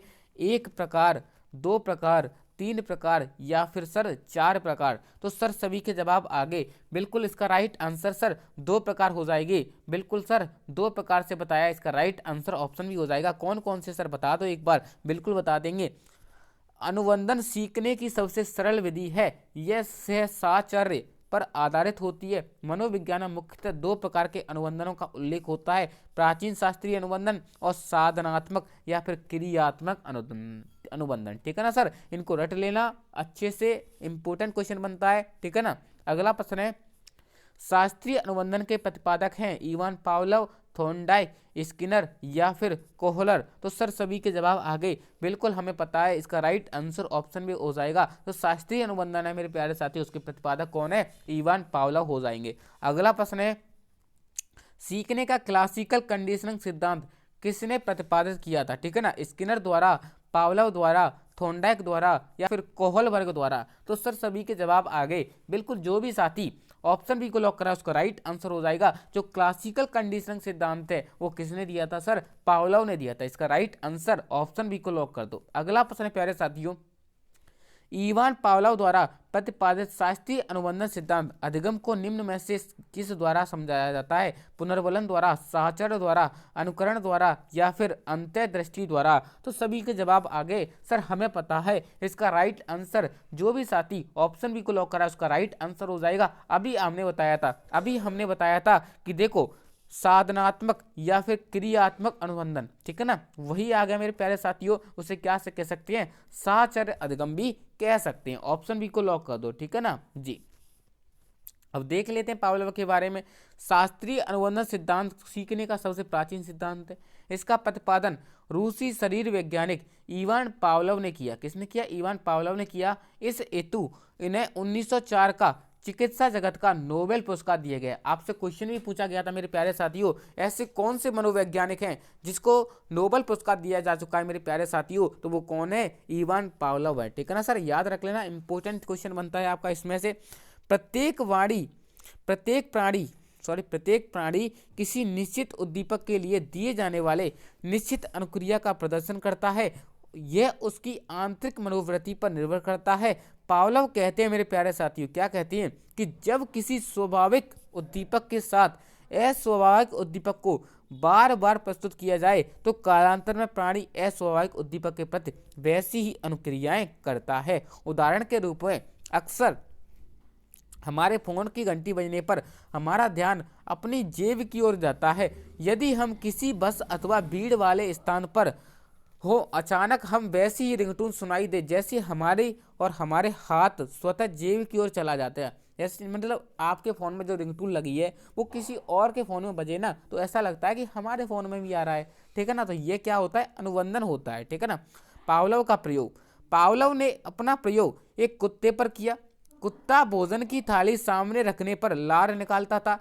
प्रयोग में भोजन देने के साथ साथ घंटी बजाई गई। यहाँ भोजन स्वाभाविक उद्दीपक था, घंटी अस्वाभाविक उद्दीपक और लार आना स्वाभाविक अनुक्रिया थी। कालांतर में यह देखा गया कि एक समय ऐसा आया जब भोजन और घंटी के मध्य साहचर्य स्थापित हो गया और कुत्ते ने भोजन दिए बिना केवल घंटी बजाने पर ही लार का प्रदर्शन किया। ठीक है ना, इंपॉर्टेंट है, याद कर लेना। अगला प्रश्न है प्यारे साथियों, पावलोव के प्रयोग में यूसीएस क्या है? पावलोव के प्रयोग में यूसीएस क्या है? घंटी, भोजन, लार या फिर कुत्ता? बहुत ही अच्छा क्वेश्चन मेरे प्यारे साथियों, रीट L2 2021 में पूछा गया था। पावलोव के प्रयोग में यूसीएस है मेरे प्यारे साथियों, क्या होगा? बिल्कुल सभी के राइट आंसर आ गए। जो भी साथी ऑप्शन बी को लॉक करा उसका राइट आंसर हो जाएगा। बिल्कुल क्या हो जाएगा? ऑप्शन बी हो जाएगा। यूसीएस का संबंध मेरे प्यारे साथियों किससे होता है? भोजन से होता है। किससे होता है? भोजन से होता है। इसका राइट आंसर भोजन हो जाएगा। अगला प्रश्न है प्यारे साथियों, पावलोव द्वारा किए गए प्रयोग में CS किसे इंगित करता है? घंटी की ध्वनि को, भूख को, भोजन को या फिर लार को? इसमें से प्रश्न आएगा मेरे प्यारे साथियों, धैर्यतापूर्वक याद कर लेना, अभी आपको याद कराऊंगा, ठीक है ना। 38 का राइट आंसर, जो भी साथी ऑप्शन एक होता है उसका राइट आंसर हो जाएगा। भोजन होता है वो क्या होता है सर? UCS होता है। और घंटी की ध्वनि होती है वो क्या होती है सर? CS होती है। क्या होती है? CS होती है, याद कर लेना बिल्कुल। अब थोड़ा सा देख लेते हैं जी, ये पावला महोदय बैठे मेरे प्यारे साथियों, ये कुत्ते पर प्रयोग कर रहे हैं, ठीक है ना। अब देख लेते हैं मेरे प्यारे साथियों, अनुबंधन से पूर्व जो घंटी थी उसे क्या कहते थे? CS कहते थे। जो भोजन था उसे US कहते थे। अनुबंधन के समय मेरे प्यारे साथियों जो घंटी थी उसे CS कहते थे, भोजन को US कहते थे, ठीक है ना। याद कर लेना क्या कहते थे? US कहते थे। यही पूछा जाता है अनुबंधन के समय क्या कहते थे? तो घंटी की जो ध्वनि होती है उसे CS कहते हैं और भोजन को क्या कहते हैं? US कहते हैं। और लार को मेरे प्यारे साथियों UR कहते हैं। क्या कहते हैं? UR कहते हैं। बिल्कुल याद रख लेना, इंपॉर्टेंट चीजें आपके एग्जाम में छपेंगी जी। अगला प्रश्न है प्यारे साथियों, 5 वर्ष का राजू अपनी खिड़की के बाहर तूफान को देखता है। बिजली चमकती है और कड़कने की आवाज आती है। राजू शोर सुनकर उछलता है। बार बार यह घटना होती है। फिर कुछ देर शांति के पश्चात बिजली कड़कती है और राजू बिजली की गर्जना सुनकर उछलता है। राजू का उछलना सीखने के किस सिद्धांत का उदाहरण है? शास्त्रीय अनुबंधन, क्रिया प्रसूत अनुबंधन, प्रयत्न एवं भूल या फिर इनमें से कोई नहीं? तो सर सभी के जवाब आगे, बिल्कुल आपने अच्छे से पढ़ा दिया था सर। इसे हम शास्त्रीय अनुबंधन कह सकते हैं, जिसका प्रतिपादन पावला महोदय ने किया था, ठीक है ना। 1904 में नोबेल पुरस्कार भी मिल चुका है। देखो, बिजली गिरना स्वाभाविक उद्दीपक है, यानी उसे मजा आ रहा है, बिजली गिर रही है तो, ठीक है ना। आवाज से उसे ऐसा लग रहा है कि कोई डीजे वीजे बज रहा है, ठीक है ना। तो ये क्या है? एक अनुबंधन हो गया उसके साथ जी। अगला प्रश्न है प्यारे साथियों, राजेश बीमारी के कारण 1 महीने तक विद्यालय नहीं गया। जब विद्यालय गया तो उसे भाग के लंबे सवालों को हल करना नहीं आया। कई बार निराशाजनक अनुभवों में असफलता हाथ लगी। लंबे भाग के सवालों को देखते ही वह चिंतित हो जाता था। शास्त्रीय अनुबंधन सिद्धांत के मुताबिक संवेगात्मक स्वाभाविक उत्तेजक है। असफलता को लेकर असफलता या भगनासा, लंबे भाग के सवालों को लेकर या फिर लंबे भाग के सवालों को लेकर चिंता, ठीक है ना। सभी साथी बताएंगे, बिल्कुल बिल्कुल सभी के जवाब आ गए सर। इसका राइट आंसर असफलता या फिर भगनासा हो जाएगा, क्योंकि उसे डर लग रहा है कि मैं बहुत समय से स्कूल में नहीं आया हूं तो मैं इन चीजों को भूल चुका हूं, ठीक है ना सर। तो ऑप्शन भी इसका राइट आंसर हो जाएगा। थोड़ी सी व्याख्या देख लेते हैं जो आपके लिए इंपॉर्टेंट रहने वाली है। उक्त प्रश्न में असफलता एक स्वाभाविक उद्दीपक या उत्तेजक होती है और असफलता से होने वाली चिंता या भगनासा स्वाभाविक अनुक्रिया होगी, ठीक है ना। लगातार असफल होने से लंबे सवालों या असफलता में साहचर्य स्थापित हो जाता है, अर्थात राजू प्रश्न को देखने पर चिंतित हो जाता है। बिल्कुल, असफलता क्या हो जाएगी? स्वाभाविक उद्दीपक हो जाएगा। असफलता की चिंता स्वाभाविक अनुक्रिया हो जाएगी। प्रश्न क्या हो जाएंगे? अस्वाभाविक उद्दीपक हो जाएंगे। प्रश्नों को देखकर चिंता अस्वाभाविक अनुक्रिया हो जाएगी, ठीक है ना। अगला प्रश्न है प्यारे साथियों, पावलोव के प्रयोग में कुत्ता ने केवल मांस प्रदाता के मांस सीधे मुंह में रखने से लार टपकाता था, किंतु इससे पहले भी, अर्थात जब सीढ़ियों से नीचे आने वाले प्रशिक्षक के कदमों की आवाज सुनता था, इस स्मृति को कहा जाता था। जैसे कि मेरे प्यारे साथियों, जब कुत्ते को मांस दिया जा रहा था तो उससे पहले जब वो मांस देने वाला सीढ़ियों से आता था, तब भी उससे पहले उसे पता चल जाता था कुत्ते को कि मेरे लिए मांस आने वाला है, ठीक है ना। कोई बंदा नीचे आ रहा है ऊपर से तो मेरे लिए मांस लेके आ रहा है। तो इसमें भी मेरे प्यारे साथियों उसकी लार टपकने लग जाती थी। उसे क्या कहते हैं? विलोपन, बिना शर्त प्रोत्साहन, अनुकूलित उत्तेजना या फिर तत्परता। तो इसका राइट आंसर अनुकूलित उत्तेजना हो जाएगी। उसे पता चल जाता था, उसके अंदर उत्तेजना पैदा हो जाती थी कि अब तो मांस आने वाला है, ठीक है ना। इसका राइट आंसर ऑप्शन सी हो जाएगा। अब थोड़ी सी व्याख्या देख लेते हैं। प्रस्तुत प्रयोग में कुत्ते का स्वाभाविक उद्दीपक भोजन के अलावा किसी अन्य उद्दीपक यथा घंटी, पदचाप आदि के प्रति अनुक्रिया उत्तेजना प्रकट करना, अनुबंधन करना का ही परिणाम होता है। कंडीशन रिफ्लेक्शन यानी अनुकूलित उत्तेजना भी कह देते हैं। अगला प्रश्न है प्यारे साथियों, विलोपन के कुछ समय बाद ही यदि अनुक्रिया पुनः होती पाई जाती है तो वह क्या कहलाती है?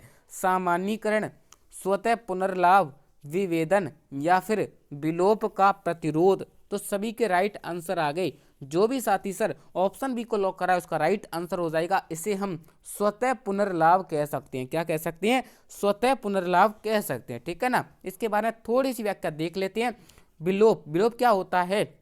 वंचित अनुक्रिया के बाद उपलब्ध पुनर्वलक को उसकी परिस्थिति से हटा लिया जाए तो सीखी गई अनुक्रिया लुप्त हो जाती है। ठीक है ना।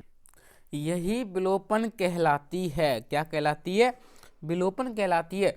जैसे कुत्ते के अनुबंधन के पश्चात यदि घंटी तो बजाई जाती किंतु काफी समय बाद यदि भोजन नहीं दिया जाए तो एक समय ऐसा आता है कि कुत्ता घंटी के बजने पर लार निकालना बंद कर देता है। ठीक है ना। इसे क्या कहेंगे? विलोपन कहते हैं। ठीक है ना जी। विलोपन का प्रतिरोध क्या होता है? विलोप के प्रतिरोध से अभिप्राय होता है कि कोई अधिगम कितनी दृढ़ता से हुआ है, अर्थात स्वाभाविक उद्दीपक के न देने पर कोई सीखी गई अनुक्रिया कितने समय तक बनी रहती है, विलोप कितनी देर बाद होता है, यह कारकों पर निर्भर करता है। सीखते समय पुनर्वलित प्रयासों की संख्या अधिक होने पर सीखी हुई अनुक्रिया दृढ़ता के अधिगम स्तर तक पहुंचती है। प्रयासों के दौरान पुनर्वलन की संख्या बढ़ने के विलोप का प्रतिरोध बढ़ता है। एक अधिकतम स्तर में प्रयास संख्या बढ़ने का विलोप प्रतिरोध कम होता है। जैसे जैसे अर्जन प्रयासों के दौरान पुनर्वलनों की मात्रा बढ़ती है, विलोप का प्रतिरोध घटता है। यदि अर्जन प्रयासों के समय पुनर्वलन विलंब से उपलब्ध करवाया जाए तो विलोपन देरी से होता है। ठीक है ना जी। स्वतः पुनर्वलन क्या होता है मेरे प्यारे साथियों? सीखी हुई अनुक्रिया का विलोपन हो जाने के पश्चात यदि कुछ अंतराल बाद अनुबंधित अनुक्रिया प्रस्तुत करने पर प्राणी पुनः अनुबंधित अनुक्रिया का प्रदर्शन करे, यह स्वतः पुनर्लाभ कहलाता है। यानी आपने पहले तो नहीं दिया, फिर उसके बाद देने लग गए रेगुलर, तो यानी विलोपन के बाद उसी क्रिया को दोबारा शुरू कर देना क्या कहलाता है? स्वतः पुनर्लाभ कहलाता है। स्वतः पुनर्लाभ बीती हुई अवधि पर निर्भर करता है। यह अवधि जितनी ज्यादा होगी, अर्थात विलोपन को जितनी देर बाद क्रिया की जाएगी, पुनर्लाभ की संभावना उतनी ही अधिक होगी। सामान्यीकरण क्या होता है सर? समान उद्दीपकों के प्रति समान अनुक्रिया करना सामान्यीकरण कहलाता है। जैसे पावलोव के प्रयोग में कुत्ता घंटी के साथ साथ किसी और प्रकार की घंटी के बाद भी लार की अनुक्रिया करता था। यानी कि जैसे घंटी बजती थी उसी के साउंड जैसा कुछ भी बज जाता था तो वो समझ जाता था कि मेरे लिए मांस आने वाला है। ठीक है ना। जैसे कोई बालक किसी दाढ़ी वाले व्यक्ति से डरे और वह अन्य दाढ़ी वाले व्यक्तियों के प्रति भी डर प्रदर्शित करता है तो ये क्या होता है? सामान्यीकरण होता है। ठीक है ना। विभेदन क्या होता है सर? सामान्यीकरण की विपरीत प्रक्रिया विभेदन कहलाती है। सामान्यीकरण से यह दो मिलते जुलते उद्दीपकों के प्रति समान अनुक्रिया होती है। वही विभेदन में अधिगमकर्ता दोनों उद्दीपकों को अंतर कर लेता है। उदाहरण स्वरूप कुत्ता यदि किसी एक घंटी की आवाज पर लार स्रावित करे किंतु उससे मिलती जुलती आवाज पर लार स्रावित ना करे तो ये क्या होता है? विभेदन होता है। ठीक है ना जी। इतना इंपॉर्टेंट नहीं है। अगला प्रश्न है प्यारे साथियों जी। राजू खरगोश से डरता था। शुरू में खरगोश को राजू से काफी दूर रखा गया। आने वाले दिनों में हर रोज खरगोश और राजू के बीच की दूरी कम कर दी गई। अतः राजू की गोद में खरगोश को रखा गया और राजू खरगोश से खेलने लगा। यह प्रयोग क्या है? प्रयत्न एवं त्रुटि का सिद्धांत, शास्त्रीय अनुबंधन का सिद्धांत, क्रिया प्रसूत अनुबंधन का सिद्धांत। तो सर हमें पता है ये एक सामान्यीकरण की प्रक्रिया है। तो इसका राइट आंसर, जो भी साथी सर ऑप्शन बी को लॉक करा है उसका राइट आंसर हो जाएगा शास्त्रीय अनुबंधन। इसका राइट आंसर हो जाएगा बिल्कुल। मनोचिकित्सा क्षेत्र में शास्त्रीय अनुबंधन द्वारा भय का आदि का इलाज किया जाता है। इस पद्धति का नाम सिस्टेमैटिक डेजिनाइजेशन होता है। ठीक है ना। अधिकांश अतार्किक भय यानी फोबिया के पीछे का कारण होता है प्राचीन अनुबंधन, क्रिया प्रसूत अनुबंधन, अंतर्दृष्टि अधिगम या फिर अव्यक्त अधिगम। तो सर इसका राइट आंसर, जो भी साथी ऑप्शन ए को लॉक करा है उसका राइट आंसर हो जाएगा। इसे हम क्या कह सकते हैं? प्राचीन अनुबंधन कह सकते हैं। ठीक है ना। प्राय अतार्किक भय का कारण शास्त्रीय अनुबंधन होता है। अनुबंधन के अन्य उदाहरणों की बात करें मेरे प्यारे साथियों तो चिकित्सक सफेद कोट में इंजेक्शन लगाता है तो कुछ घटनाओं के बाद बालक किसी को भी सफेद कोट में देखते ही भय की अनुक्रिया करता है। ये क्या है? अनुबंधन होता है। एक बालक किसी साइकिल के पास जाता है और उसका टायर तेज आवाज के साथ फट जाता है। यदि ऐसा पुनः हो तो बालक साइकिल को देखते ही डर जाता है। विद्यालय में खाने की घंटी की आवाज सुनने पर ऐसी आशा होने लगती है कि अब भोजन आने वाला है और मुंह में लार बनने लगती है। ठीक है ना, आप सभी को पता होगा। अगला प्रश्न है प्यारे साथियों, शास्त्रीय अनुबंधन को प्रभावित करने वाला कारक है अनुबंधित व अनुबंधित उद्दीपकों के बीच अंतराल, अनुबंधित उद्दीपकों के प्रकार एवं तीव्रता, अनुबंधित उद्दीपकों के प्रकार या फिर उपयुक्त सभी। तो सभी के राइट आंसर आ गए। इसका right answer sir option D को लॉक कर दो, सभी हो जाएंगे। ठीक है ना। प्राचीन अनुबंधन में कोई अनुक्रिया कितनी शीघ्रता होती है वह मुख्यतः 3 कारकों पर निर्भर करता है। अनुबंधित व अनुबंधित उद्दीपकों के बीच का अंतराल, अनुबंधित उद्दीपकों के प्रकार का तीव्रता, अनुबंधित उद्दीपकों की तीव्रता एवं प्रकार। ठीक है ना, बिल्कुल। अगला प्रश्न है प्यारे साथियों, जब अनुबंधन की प्रक्रिया में अनुबंधित उद्दीपक और स्वाभाविक उद्दीपक को एक साथ प्रस्तुत किया जाता है तो वह विधि क्या कहलाती है? सहकालिक अनुबंधन, विलंबित अनुबंधन, अवशेष अनुबंधन या पश्चिगामी अनुबंधन। तो सभी के जवाब आ गए। जो भी साथी ऑप्शन ए को लॉक करा उसका राइट आंसर हो जाएगा, उसे सहकालिक अनुबंधन कहते हैं। अगला प्रश्न है, किस प्रकार के अनुबंधन अधिगम के लिए सर्वाधिक प्रभावी है? अवशेष, पश्चिगामी, विलंबित या फिर सहकालिक। तो सभी के राइट आंसर आ गए। उससे क्या कहते हैं? विलंबित अधिगम के लिए सबसे ज्यादा अनुबंधन का प्रयोग किया जाता है। ठीक है ना सर, ऑप्शन सी इसका राइट आंसर हो जाएगा। प्राचीन अनुबंधन प्रक्रिया मुख्यतः 4 प्रकार की होती हैं। इनका आधार अनुबंधित और अननुबंधित उद्दीपकों से शुरुआत के बीच का समय के संबंध होता है। ठीक है ना। फर्स्ट है आपका कौन सा है? अग्रवर्ती अनुबंधन, जिसे फॉरवर्ड कंडीशनिंग कहते हैं। जब अनुबंधित उद्दीपक पहले दिया जाए तो उससे अग्रवर्ती अनुबंधन कहते हैं। यह 3 प्रकार से होता है, सहकालिक, विलंबित अथवा अवशेष। ठीक है ना। सहकालिक क्या होता है सर? अनुबंधित व अनुबंधित उद्दीपक के साथ दिए जाते हैं। ठीक है ना। विलंबित क्या होता है? पहले अनुबंधित उद्दीपक दिया जाता है, फिर उसके बाद अनुबंधित उद्दीपक दिया जाता है। सभी को समझ में आ रहा है कि नहीं? बिल्कुल। अवशेष अनुबंधन, अनुबंधित उद्दीपक का जब आरंभ व अंत हो जाता है तो उसके कुछ अंतराल बाद स्वाभाविक उद्दीपक दिया जाता है। ठीक है ना। पश्चिगामी अनुबंधन क्या होता है सर? अनुबंधित यानी स्वाभाविक उद्दीपक से पहले दिया जाता है और उसके बाद पश्चात अनुबंधित उद्दीपक प्रस्तुत किया जाता है। ठीक है ना। अगला प्रश्न है प्यारे साथियों, अनुबंधित व अनुबंधित उद्दीपकों के मध्य अंतराल में यह स्पष्ट किया जाए कि अनुबंधित अनुक्रिया प्राप्त करने की सबसे प्रभावशाली विधि कौन सी है? विलंबित अनुबंधन, सहकालिक अनुबंधन, पश्चिगामी अनुबंधन या अवशेष अनुबंधन। तो सभी के राइट आंसर आ गए। इसका राइट आंसर विलंबित अनुबंधन हो जाएगा। क्या हो जाएगा? विलंबित अनुबंधन हो जाएगा। अगला प्रश्न है प्यारे साथियों, उससे पहले व्याख्या देख लो। वैसे तुम्हें बता चुका हूँ, विलंबित अनुबंधन की प्रक्रिया अनुबंधित अनुक्रिया प्राप्त करने की सबसे प्रभावशाली विधि है। सहकालिक व अवशेष अनुबंधन की प्रक्रियाओं में से भी अनुबंधित अनुक्रिया प्राप्त होती है, परंतु इस विधियों से निलंबित अपेक्षा अधिक प्रयास लगते हैं। पश्चिगामी अनुबंधन प्रक्रिया से अनुक्रिया प्राप्त होने की संभावना बहुत कम होती है। ठीक है ना। अगला प्रश्न है, अनुबंधन की प्रक्रिया में उद्दीपकों की प्रकृति का अनुबंधन पर पड़ने वाले प्रभाव के संदर्भ में सत्य कथन आपको बताना है। ठीक है ना।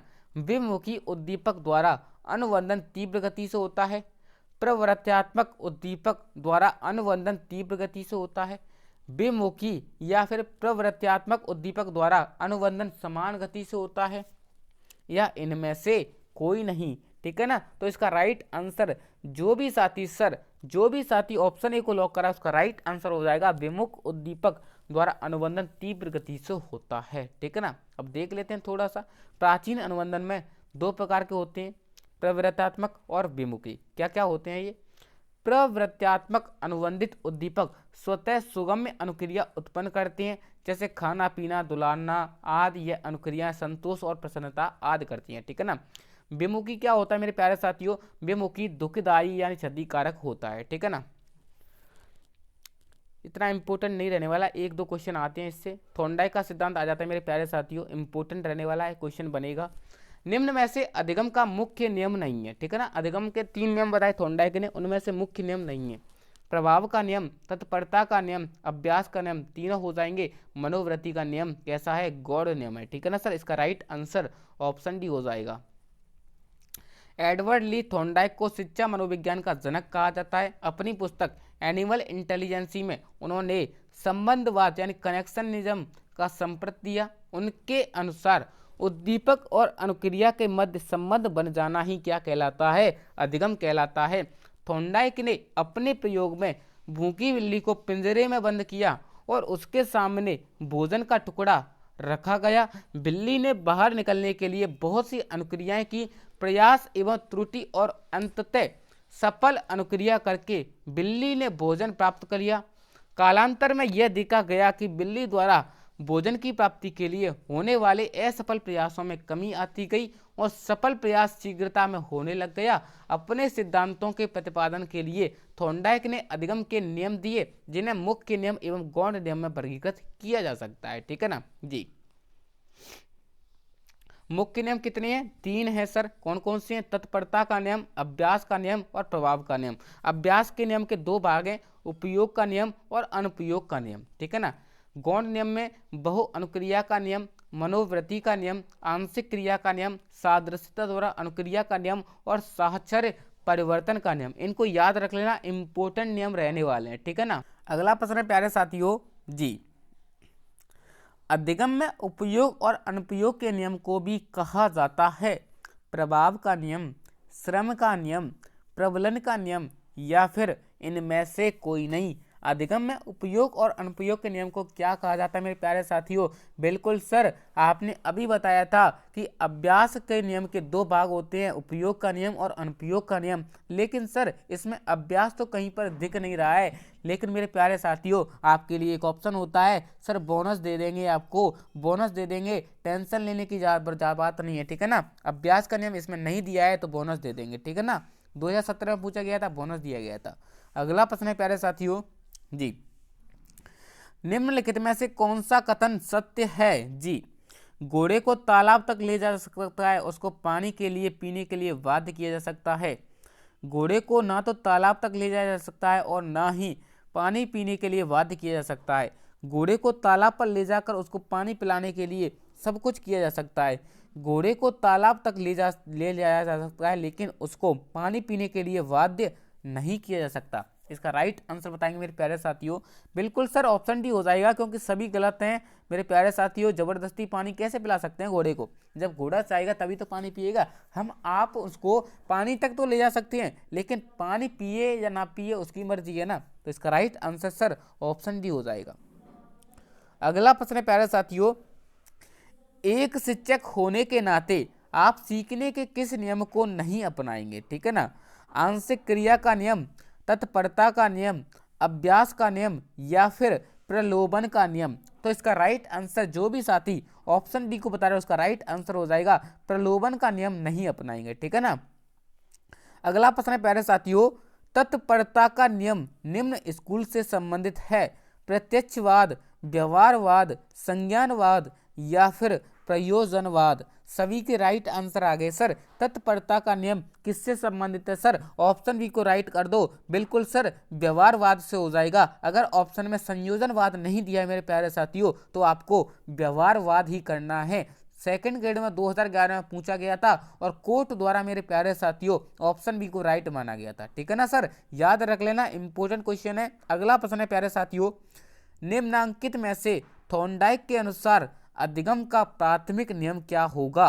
सादृश्य नियम, अभ्यास का नियम, आत्मीकरण का नियम या फिर मनोवृत्ति का नियम। तो सर इसका राइट आंसर अभ्यास का नियम हो जाएगा, क्योंकि ये तीनों मेरे प्यारे साथियों गौण नियम है और अभ्यास का नियम कैसा है, मुख्य नियम है, ठीक है ना सर। तो ऑप्शन बी को लॉक कर दो। अगला प्रश्न है, जिन प्रतिक्रियाओं को सीखने के उपरांत संतुष्टि प्राप्त होती है उन्हें सीख लिया जाता है, क्या कहलाता है।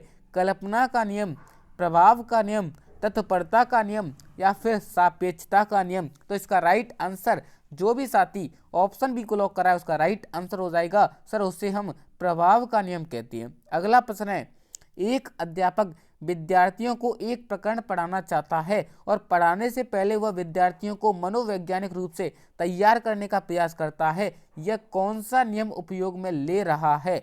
उपयोग एवं अनुपयोग का नियम, अभ्यास का नियम, प्रभाव का नियम या फिर तत्परता का नियम? इसका राइट आंसर जो भी साथी ऑप्शन डी को लॉक करा है उसका राइट आंसर हो जाएगा। उसे क्या कह सकते हैं मेरे प्यारे साथियों? तत्परता का नियम कहते हैं।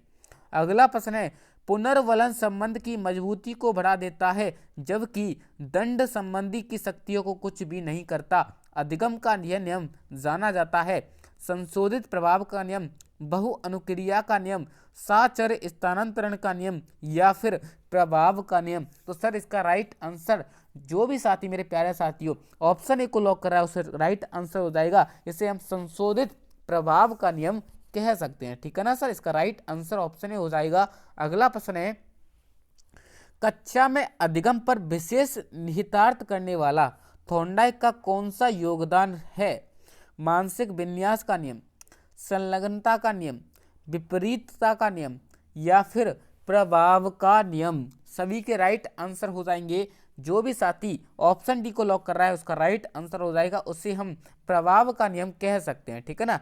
निम्नलिखित में से कौन सा नियम थॉर्नडाइक द्वारा नहीं दिया गया? अभ्यास का नियम, तैयारी का नियम, प्रभाव का नियम या फिर प्रतिक्रिया का नियम? तो इसका राइट आंसर जो भी साथी ऑप्शन डी को लॉक करा है उसका राइट आंसर हो जाएगा। उसे हम प्रतिक्रिया का नियम कह सकते हैं। अगला प्रश्न है, निम्न में से कौन सा थॉर्नडाइक के सीखने के नियमों का हिस्सा नहीं होता? आपके ऑप्शन है तत्परता का नियम, साहचर्य का नियम, अभ्यास का नियम या फिर प्रभाव का नियम? तो इसका राइट आंसर जो भी साथी सर ऑप्शन बी को लॉक कर रहा है उसका राइट आंसर हो जाएगा। साहचर्य नियम मुख्य नियमों का हिस्सा नहीं होता है मेरे प्यारे साथियों। ये क्या है? गौण नियम है। ठीक है ना। अगला प्रश्न है प्यारे साथियों, थॉर्नडाइक के कौन से प्राथमिक नियमों में से सीखने की प्रयास एवं त्रुटि की विधि की व्याख्या दी गई है? प्रभाव के नियम में, संतोष के नियम में, तत्परता के नियम में या फिर अभ्यास के नियम में? तो सभी के राइट आंसर आ गए। बिल्कुल सर, जो भी साथी ऑप्शन डी को लॉक करा है उसका राइट आंसर हो जाएगा। अभ्यास के नियम में मेरे प्यारे साथियों प्रयास व त्रुटि का सिद्धांत आ जाता है। ठीक है ना। इसकी व्याख्या देख लेते हैं। उपयोग व अनुपयोग का नियम थॉर्नडाइक के मुख्य नियम अभ्यास के नियम के अंतर्गत आता है। परीक्षा में पूछे गए प्रश्न में अभ्यास के नियम की जगह श्रम का नियम विकल्प में था। एक विकल्प में इनमें से कोई नहीं था, तो वही इनके अंग्रेजी संस्करण में लॉ ऑफ एक्सरसाइज विकल्प में था। हिंदी को लॉ ऑफ एक्सरसाइज में अभ्यास का नियम ही पढ़ा जाता है। ठीक है ना। इतना मतलब नहीं है, आप इनके नियमों को देख लो। अधिगम के मुख्य नियम क्या होते हैं? तत्परता का नियम, ठीक है ना, लॉ ऑफ रेडीनेस। कोई भी प्राणी तभी सीख सकता है जब वह उस प्रक्रिया के लिए पूर्णतः तैयार हो। सीखने के लिए तत्परता एवं जिज्ञासा का होना आवश्यक है। बालक में अधिगम के लिए मानसिक तत्परता के निर्माण हेतु योजना विधि व समस्या विधि के उपयोग किया जा सकता है। वर्ष 2021 के प्रश्न में तत्परता की जगह तैयारी लिखा हुआ था, जिसका अंग्रेजी अनुपात लॉ ऑफ रेडीनेस होता है। ठीक है ना। उदाहरण के रूप में आप देख सकते हैं कि घोड़े को तालाब के पास ले जाया जा सकता है किंतु पानी पीने के लिए मजबूर नहीं किया जा सकता। कक्षा में एक शिक्षक छात्रों को प्रश्न पूछ तो सकता है किंतु उसका उत्तर देने के लिए मजबूर नहीं कर सकता। अगला नियम है मेरे प्यारे साथियों अभ्यास का नियम। ठीक है ना। इनको पढ़ लेना अच्छे से। अधिगम के स्थायित्व में अभ्यास का बहुत बड़ा योगदान होता है। इससे उद्दीपक अनुक्रिया के मध्य संबंध शक्तिशाली बनता है। आवृत्ति के रूप में देखें मेरे प्यारे साथियों तो स्थिरीकरण करती है। इसके नियम दो भाग नियम होते हैं, प्रयोग व अप्रयोग का नियम। हम प्रयोग द्वारा सीखते हैं, प्रतिधारण करते हैं और अप्रयोग द्वारा भूल जाते हैं। ठीक है ना। इतना इंपॉर्टेंट नहीं है, आप इनको देख लेना। ठीक है ना। क्योंकि आपको ही पता है आपको क्वेश्चन ज़्यादा सॉल्व कराना मेरा मेन मकसद है। आप क्वेश्चन ज़्यादा देखो। अधिगम का वह गुण जो नियम जिसका आधार अभ्यास का नियम कहलाता है, जिसमें आपको व्याख्या दिखाने की जरूरत पड़ेगी उसमें मैं व्याख्या दिखाता चलूंगा। ठीक है ना। अधिगम का वह गौण नियम जिसका आधार अभ्यास का नियम होता है वो क्या कहलाता है? बहु अनुक्रिया का नियम, मनोवृत्ति का नियम, आंशिक क्रिया का नियम या फिर सादृश्य अनुक्रिया का नियम? तो इसका राइट आंसर सर जो भी साथी ऑप्शन ए को लॉक करा है उसका राइट आंसर हो जाएगा मेरे प्यारे साथियों। अधिगम का वह गौण नियम क्या है जिसमें अभ्यास का नियम भी होता है, जो बहु अनुक्रिया यानी बहु अभ्यास भी कह सकते हैं। ठीक है ना। ऑप्शन ए इसका राइट आंसर हो जाएगा। अगला प्रश्न है प्यारे साथियों, देखो इतना इंपॉर्टेंट नहीं रहने वाला, जो चीज़ इंपॉर्टेंट होगी आपको बता दी जाएगी, और अभी आप व्याख्या पढ़ भी नहीं सकते हो, ठीक है ना, आपको याद ही नहीं होगी, उससे अच्छा है मैं आपको क्वेश्चन सॉल्व करा दूं, ठीक है ना। एक शिक्षक अपनी कक्षा में थॉर्नडाइक के सिद्धांत को लागू करने जा रहा है, निम्नलिखित में से क्या शिक्षक को लागू नहीं करना चाहिए? बच्चों को तैयार किया जाना चाहिए, उन्हें कार्य सीखने हेतु सही रूप से प्रेरित करना चाहिए, बच्चों को नई चीज सीखने हेतु खोज विधि के लिए उन्मुख किया जाना चाहिए, उचित अभ्यास तथा ड्रिल कार्य तथा किया जाना चाहिए, यहाँ तक हो शिक्षक को पुरस्कार का उपयोग सही रूप से करने की कोशिश करनी चाहिए। तो इसका राइट आंसर जो भी साथी ऑप्शन बी को लॉक करा उसका राइट आंसर हो जाएगा, बच्चों को नई चीज सीखने हेतु खोज विधि के उन्मुख किए जाना चाहिए, ठीक है ना सर, बिल्कुल इसका राइट आंसर ऑप्शन बी हो जाएगा।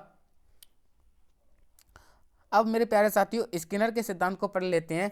थॉर्नडाइक द्वारा दिए गए 3 मुख्य नियमों में से कौन सा नियम स्किनर के क्रिया प्रसूत अनुबंधन को भली भांति परिभाषित करता है? तत्परता का नियम, अभ्यास का नियम, संतोष का नियम, या फिर इनमें से कोई नहीं? मेरे प्यारे साथियों थॉर्नडाइक द्वारा दिए गए नियमों में से 3 नियम में से कौन सा स्किनर से क्रिया प्रसूत अनुबंधन को भली भांति से परिभाषित करता है, यानी जोड़ के पढ़ाया गया है मेरे प्यारे साथियों? बिल्कुल सर, उसे संतोष का नियम कहते हैं। क्या कहते हैं? संतोष का नियम कहते हैं। इसका राइट आंसर ऑप्शन सी हो जाएगा, जो स्किनर से संबंधित है। सर याद करा दो, स से स्किनर और स से संतोष, स से स्किनर और स से संतोष, ठीक है ना, ऐसे याद रख सकते हो, थॉर्नडाइक के नियमों में से संबंधित है। अगला प्रश्न है प्यारे साथियों, पारितोषिक तथा दंड के माध्यम से सीखना अधिगम के किस सिद्धांत से संबंधित है? सामाजिक सीखना, क्रिया प्रसूत अनुबंधन, शास्त्रीय अनुबंधन, या फिर संज्ञानात्मक सिद्धांत? तो सर इसका राइट आंसर जो भी साथी सर ऑप्शन बी को लॉक करा है उसका राइट आंसर हो जाएगा। इसे क्या कहते हैं मेरे प्यारे साथियों? क्रिया प्रसूत अनुबंधन कहते हैं, जो स्किनर द्वारा दिया गया था। अगला प्रश्न है प्यारे साथियों, निम्न में से किस सिद्धांत को पुनर्वलन का सिद्धांत भी कहा जाता है? क्रिया प्रसूत अनुबंधन, उद्दीपक अनुक्रिया, शास्त्रीय अनुबंधन, या फिर अंतर्दृष्टि? तो आप सभी को पता होगा क्रिया प्रसूत अनुबंधन, इसका राइट आंसर ऑप्शन ए हो जाएगा। अगला प्रश्न है, उससे पहले देख लेते हैं, स्किनर ने चूहे पर प्रयोग किया, देख लो। थॉर्नडाइक के अनुसार यदि किसी अनुक्रिया के परिणाम संतोषजनक होते हैं तो उसकी पुनरावृत्ति होती है, यदि असंतोषजनक होते हैं तो पुनरावृत्ति नहीं होती। थॉर्नडाइक के इसी प्रयोग से ऐच्छिक व्यवहार का अध्ययन शुरू हुआ और आगे चलकर इस क्षेत्र में बीएफ स्किनर ने क्रिया प्रसूत अनुबंधन का सिद्धांत दिया, ठीक है ना। सक्रियात्मक अनुबंधन, जिसे ऑपरेंट लर्निंग भी कहते हैं, अधिगम का वह प्रकार है यहाँ अधिगमकर्ता सीखने से सक्रिय भूमिका निभाता है, यह अनुक्रिया की केंद्रीय भूमिका रहती है, ठीक है ना। स्किनर ने अपने प्रयोग में एक चूहे को बक्से में बंद किया, इस बक्से में एक खटका था, इसे दबाने पर भोजन प्राप्त होता था। कालांतर में यह देखा गया कि भोजन प्राप्ति के लिए चूहे द्वारा की गई अनुक्रिया तीव्र हो गई है। स्किनर के अनुसार मेरे प्यारे साथियों अधिगम क्रमिक होता है, यह प्रयासों से बढ़ता है, पुरस्कार पुनर्वलन इस अनुक्रिया को शक्तिशाली बनाता है, ठीक है ना। तीनों चीजों को याद कर लेना, एक भी क्वेश्चन गलत नहीं होगा।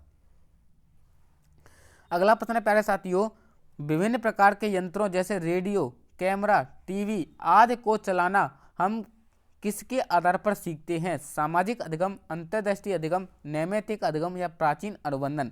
तो सभी के राइट आंसर आ गए सर, हमें पता है इसका राइट आंसर नैमित्तिक अनुबंधन हो जाएगा, जिससे हम क्रिया प्रसूत अनुबंधन भी कह सकते हैं। ऑप्शन सी इसका राइट आंसर हो जाएगा। अगला प्रश्न है प्यारे साथी, उससे पहले देख लो, क्रिया प्रसूत अनुबंधन में सीखना अनुक्रिया के परिणाम पर आधारित होता है, इस अधिगम को नैमित्तिक अधिगम भी कहते हैं, ठीक है ना, इतना याद रख लेना। अगला प्रश्न है, क्रिया प्रसूत मुख्यतः किसकी भूमिका पर बल देता है? वातावरण, पुनर्वलन, अधिगम सामग्री, या फिर शिक्षक? तो सभी के राइट आंसर हो जाएंगे। जो भी साथी ऑप्शन बी को लॉक करा है उसका राइट आंसर हो जाएगा। इसे हम क्या कह सकते हैं? पुनर्वलन कह सकते हैं। अगला प्रश्न है, कोई भी ऐसी घटना या उद्दीपक जो किसी वंचित अनुक्रिया के घटित होने की संभावना को बढ़ाता है क्या कहलाता है? पुनर्वलन, अनुबंधित उद्दीपक, दंड, या फिर इनमें से कोई नहीं? तो सभी के राइट आंसर हो जाएंगे। जो भी साथी ऑप्शन ए को लॉक करा है उसका राइट आंसर हो जाएगा। वो किससे संबंधित होता है? पुनर्वलन से होता है, ठीक है ना। अगला प्रश्न है, निम्नलिखित में से कौन सा सिद्धांत परिणामों द्वारा सीखने से संबंधित है? क्रिया प्रसूत अनुबंधन, अंतर्दृष्टि अधिगम, शास्त्रीय अनुबंधन या फिर संज्ञानात्मक सीखना। ठीक है ना, तो सभी के राइट आंसर हो जाएंगे। जो भी साथी ऑप्शन ए को लॉक करा है उसे हम क्या कह सकते हैं, क्रिया प्रसूत अनुबंधन कह सकते हैं। अगला प्रश्न है, कार्यात्मक प्रतिबंधता सिद्धांत के प्रमुख कारक निम्न में से कौन सा है? आकृतिकरण, पुनर्वलन, बहिर्गमन या फिर स्वतः आपूर्ति। तो इसका राइट आंसर, जो भी साथी सर ऑप्शन बी को लॉक करा है उसका राइट आंसर हो जाएगा। इससे क्या कह सकते हैं, पुनर्वलन कह सकते हैं। अगला प्रश्न है, प्राणी के वंचित व्यवहारों के लिए पुनर्वलन महत्वपूर्ण है। यह निम्नलिखित में से किस मनोवैज्ञानिक से संबंधित है? जीन प्याजे, बी.एफ. स्किनर, लॉरेंस कोहलबर्ग या फिर E.H. एरिक्सन। तो मेरे प्यारे साथियों, प्राणी के वंचित व्यवहार में जो पुनर्वलन होता है वो किससे संबंधित है? बी.एफ. स्किनर से हो जाएगा। इसका right answer sir option B को लॉक कर दो। अगला प्रश्न है, स्किनर द्वारा प्रतिपादित अधिगम सिद्धांत है? शास्त्रीय अनुबंधन, क्रिया प्रसूत अधिगम, अंतर्दृष्टि अधिगम या फिर प्रयत्न एवं भूल का सिद्धांत। तो सर सभी के जवाब हो जाएंगे। जो भी साथी सर ऑप्शन बी को लॉक करा है उसका राइट आंसर हो जाएगा। अगला प्रश्न है प्यारे साथियों, बी.एफ. स्किनर द्वारा अधिगम सिद्धांत मुख्यतः प्रयोगशाला प्रयोगों पर आधारित था, जबकि हल का सिद्धांत किस पर आधारित था? परिकल्पनाओं पर, गणितीय गणनाओं पर, प्रयोगशाला से बाहर किए गए प्रयोगों पर या फिर सामाजिक आधार पर। तो इसका राइट आंसर, जो भी साथी ऑप्शन बी को बता रहे हैं उसका राइट आंसर हो जाएगा बिल्कुल गणितीय गणनाओं पर हो जाएगा। इसका राइट आंसर ऑप्शन बी को लॉक कर दो। बिल्कुल, अब देख लेते हैं इसकी थोड़ी सी व्याख्या जो इंपॉर्टेंट है इसलिए बताई जा रही है। क्रिया प्रसूत को नैतिक अनुबंधन कहते हैं, नैमित्तिक आपको बता चुके हैं। ठीक है ना, पुनर्वलन या प्रवलक भी कह सकते हैं। ठीक है ना, पुनर्वलन की निम्नलिखित विशेषताएं अनुक्रिया की दिशा को मजबूत प्रभावित करती हैं। पुनर्वलन के प्रकार, पुनर्वलन की संख्या, पुनर्वलन की अनुसूची, गुणवत्ता और आवृत्ति, इन सभी चीजें क्या है, पुनर्वलन को प्रभावित करती हैं। ठीक है ना जी, आप सभी को पता होगा CL हल ने पुनर्वलन का सिद्धांत दिया था। ठीक है ना, अगला प्रश्न है प्यारे साथियों, निम्नलिखित में से पुनर्वलन के प्रकार को छांटिए। धनात्मक, ऋणात्मक, प्राथमिक या फिर द्वितीयक। सभी साथी बताएंगे, सभी के राइट आंसर हो जाएंगे। सर जो भी साथी 1 2 3 4 चारों को लॉक करा है उसका राइट आंसर हो जाएगा। सर ऑप्शन सी को लॉक कर दो। अब देख लेते हैं पुनर्वलन के प्रकार कौन कौन से होते हैं। एक तो धनात्मक होता है, वे पुनर्वलन जिनका परिणाम सुखद होता है, जो अनुक्रियाओं को दृढ़ करते हैं और उसे बनाए रखते हैं। ठीक है ना, कौन हो जाता है, धनात्मक हो जाता है। ऋणात्मक क्या होता है, वे पुनर्वलक जो अप्रिय, दुखद व पीड़ादायी होते हैं। ये प्राणी पलायन व परिहार की अनुक्रिया को सिखाते हैं। डांट से बचने के लिए गृह कार्य करना, ठंड से बचने के लिए स्वेटर पहनना, जुर्माने से बचने के लिए समय पर कार्य करना क्या होता है, ऋणात्मक पुनर्वलन होता है। प्राथमिक पुनर्वलन में मेरे प्यारे साथियों भोजन, पानी यानी शारीरिक की जो आवश्यकता होती है वो प्राथमिक पुनर्वलन में आती है। द्वितीयक में मेरे प्यारे साथियों धन, प्रशंसा, पुरस्कार सभी किस में आते हैं, द्वितीयक में आते हैं। ठीक है ना, इंपोर्टेंट प्रश्न बनता है, याद रख लेना। अगला प्रश्न है प्यारे साथियों, सत्य कथन को छांटना है। दंड का उपयोग अनुक्रिया को कम करता है अथवा दबाता है। ऋणात्मक पुनर्वलन पलायन की अनुक्रिया की संभाव्यता को बढ़ाता है। केवल एक, दो, दोनों या फिर इनमें से कोई नहीं। कौन सा सत्य, सभी बताएंगे। ठीक है ना, बिल्कुल सभी के राइट आंसर आ गए। सर इसका राइट आंसर दोनों हो जाएंगे। जो ऋणात्मक पुनर्वलन होता है, मुझे भी पता है, पलायन का जो मूल प्रवृत्ति होती है वो डर होती है, तो डर से बचने के लिए सब कुछ करता है, किसमें करता है, ऋणात्मक में करता है। दंड का उपयोग अनुक्रिया को कम करता है, बिल्कुल सही है, तो दोनों हो जाएंगे। ठीक है ना, अगला प्रश्न है, सकारात्मक दंड को निम्न में से कौन सा उदाहरण है। सकारात्मक दंड का कौन सा उदाहरण है, मित्रों के द्वारा उपहास, मित्रों के साथ समय बर्बाद, मीन मेक निकालना बंद करना या फिर इनमें से सभी। तो इसका राइट आंसर हो जाएगा मित्रों के साथ उपहास। क्या हो जाएगा, मित्रों के साथ उपहास करना मेरे प्यारे साथी, इसका राइट आंसर हो जाएगा। ये क्या है, एक सकारात्मक दंड हो जाएगा। अगला प्रश्न है, नकारात्मक पुनर्वलन क्या होता है। वांछनीय व्यवहार बढ़ता है, अवांछनीय व्यवहार कम करता है, वांछनीय व्यवहार कम करता है या अवांछनीय व्यवहार बढ़ाता है। तो नकारात्मक पुनर्वलन होता है मेरे प्यारे साथियों, वो वांछनीय व्यवहार को बढ़ाता है। यानी आपको डर लगा रहता है कि कोई गलत काम ना हो जाए, इसलिए आप उस डर को दूर करते हुए सकारात्मकता की तरफ जाते हो। ठीक है ना सर, इसका राइट आंसर ऑप्शन हो जाएगा। प्राय नकारात्मक पुनर्वलन को दंड समझ लिया जाता है, जबकि वास्तव में ऐसा नहीं है। दंड के उपयोग से अनुक्रिया की संभावना सदैव कम होती है, चाहे वह धनात्मक हो चाहे ऋणात्मक। यानी दंड होता है मेरे प्यारे साथियों, दंड सबसे इंपॉर्टेंट होता है। ठीक है ना, दंड अनुक्रिया को दबाता है, जबकि पुनर्वलन अनुक्रिया की संभावना को सदैव बढ़ाता है, चाहे वह धनात्मक हो चाहे ऋणात्मक। ठीक है ना, अगला प्रश्न है मेरे प्यारे साथियों जी, थोड़ी सी इनको देख लेते हैं जो इंपॉर्टेंट है उदाहरण के रूप में। गलती करने पर बच्चों को पीट देना ताकि उसके अवांछनीय व्यवहार में कमी आ सके, कैसा दंड है? सकारात्मक दंड है, ठीक है ना। इसे नकारात्मक नहीं समझना चाहिए, सकारात्मक दंड है। बच्चे को व्यवहार नहीं खेलने देना, बाहर नहीं खेलने देना, टीवी नहीं देखने देना ताकि उसके अवांछनीय व्यवहार में कमी आ सके, ये कैसा है? नकारात्मक दंड है, ठीक है ना। बच्चों को यह कहना कि होमवर्क कर ले नहीं तो पापा से शिकायत की जाएगी और उससे डर से होमवर्क कर लेना, कैसा है? नकारात्मक पुनर्बलन है। बच्चों को यह कहना कि होमवर्क करोगे तो आइसक्रीम मिलेगी, ये कैसा है? सकारात्मक पुनर्बलन है, ठीक है ना। अगला प्रश्न है प्यारे साथियों, निम्नलिखित में से कौन सा क्रिया प्रसूत अनुकूलन में प्रयुक्त तंत्र है? इसके फोल्डिंग, रूपण, धारण या फिर उद्भवन। सभी के राइट आंसर हो जाएंगे सर। जो भी साथी ऑप्शन बी को लॉक करा है उसका राइट आंसर हो जाएगा। इसे हम क्या कह सकते हैं? शेपिंग कह सकते हैं, जो कि रूपण होता है, ठीक है ना। सर शेपिंग क्या होता है? एक साधन जिसके अंतर्गत अपेक्षित व्यवहार के निकट सभी अनुक्रियाओं को पुनर्वर्तित किया जाता है ताकि आरएस ब्रांड यानी अनुक्रिया उद्दीपक ब्रांड को मजबूत बने और प्रागड़ अनुबंधन स्थापित हो सके, ठीक है ना। चैनिंग क्या होता है सर?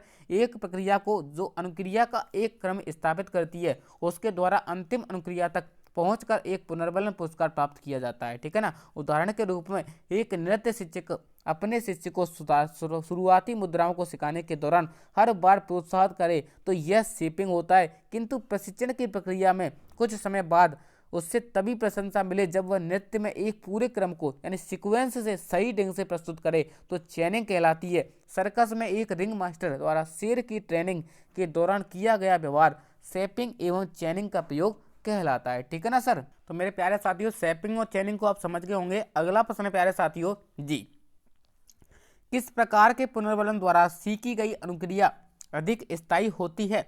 सतत पुनर्बलन, आंशिक पुनर्बलन, दोनों में समान होगी या फिर इनमें से कोई नहीं, ठीक है ना। सभी के राइट आंसर आ गए सर। इसे क्या कह सकते हैं? आंशिक पुनर्बलन कह सकते हैं, ठीक है ना सर। अगला प्रश्न है, स्किनर के संक्रिया अनुकूलन सिद्धांत के अंतर्गत किस पुनर्बलन अनुसूची में अधिगमकर्ता को एक निश्चित समय के पश्चात पुनर्बलन प्रदान किया जाता है? सतत, निश्चित अंतराल, परिवर्तनशील या फिर निश्चित अनुपात में? तो सर सभी के जवाब आगे, क्या बात है। इसका राइट आंसर निश्चित अंतराल हो जाएगा। ऑप्शन बी को लॉक कर दो, ठीक है ना। अगला प्रश्न प्यारे साथियों, उससे पहले व्याख्या देख लो। पुनर्बलन या प्रबलन अनुसूची अनुबंधन के प्रयास के दौरान प्रबलन उपलब्ध करवाने की जो व्यवस्था होती है उसे क्या कहते हैं? सतत होती है एक, तो एक आंशिक होती है। सतत मेरे प्यारे साथियों, जब प्रत्येक वंचित अनुक्रिया के घटित होने पर पुनर्बलन दिया जाए तो वो सतत पुनर्बलन होता है, ठीक है ना। लगातार दे रहे जाए। आंशिक क्या होता है? जब वंचित अनुक्रिया पर कभी कभी पुनर्बलन उपलब्ध कराया जाए तो कभी नहीं तो उसे आंशिक पुनर्बलन कहा जाता है। उसे सविराम प्रबलन भी कहते हैं। पुनर्बलन की प्रक्रिया में सतत की अपेक्षा आंशिक पुनर्बलन द्वारा सीखी गई अनुक्रिया अधिक स्थायी होती है, अर्थात विलोप की संभावना अपेक्षाकृत कम होती है। आंशिक प्रक्रिया में दो पुनर्बलन के मध्य अनुपात एवं समय के आधार पर अंतर रखा जा सकता है, जिसकी व्याख्या निम्नलिखित है, ठीक है ना। निश्चित अनुपात में प्राणी को निश्चित अनुपात में पुनर्बलन उपलब्ध कराया जाए, जैसे प्रत्येक 5वें प्रयास पर, ठीक है ना। परिवृत्य अनुपात अनुसूची, जिसे पुनर्बलन द्वारा प्रावधान करने के लिए किसी निश्चित अनुपात का अनुसरण न किया जाए, कभी दूसरे प्रयास में कभी 5वें प्रयास में, ठीक है ना। निश्चित समांतर अनुसूची, जिसमें मेरे प्यारे साथी होता है पुनर्बलन द्वारा प्रदान की गई निश्चित समावधि का अनुसरण किया जाता है, जैसे प्रत्येक 5 मिनट बाद पुनर्बलन। परिवृत्य समांतर अनुसूची, पुनर्बलन द्वारा प्रदान करने में निश्चित समय अवधि का ध्यान ना रखा जाए, ठीक है ना, कभी भी दे दो, ठीक है ना। अगला प्रश्न है, क्रिया प्रसूत अनुबंधन में वंचित अनुक्रिया में देरी से पुनर्बलन उपलब्ध करवाने पर अनुबंधन हो जाता है। उच्च स्तरीय, निम्न स्तरीय, कोई फर्क नहीं पड़ता या फिर इनमें से कोई नहीं, ठीक है ना सर। इसका राइट आंसर जो भी साथी ऑप्शन बी को लॉक करा उसका राइट आंसर हो जाएगा, उसे हम निम्न स्तरीय कहते हैं, ठीक है ना। अगला प्रश्न है प्यारे साथियों, आप मुझे 1 दर्जन स्वस्थ बच्चे दीजिए, मैं उन्हें जैसा चाहूं वैसा बना सकता हूं। यह कथन किस मनोवैज्ञानिक द्वारा दिया गया? थॉर्नडाइक, वाटसन, कोहलर या फिर हल? तो सन किस में आ रहा है? सन किस में आ रहा है सर? वाटसन में आ रहा है, तो बिल्कुल सर वाटसन को लॉक कर दो। अगला प्रश्न प्यारे साथियों, उससे पहले देख लो, जॉन हॉपकिंसन विश्वविद्यालय में प्रोफेसर जेबी वाटसन ने व्यवहारवाद के सिद्धांत का प्रतिपादन किया, ठीक है ना। इनका कथन है, आप मुझे 1 दर्जन स्वस्थ बालक दीजिए, मैं उन्हें जैसा चाहूँ वैसा बना सकता हूँ, ठीक है ना।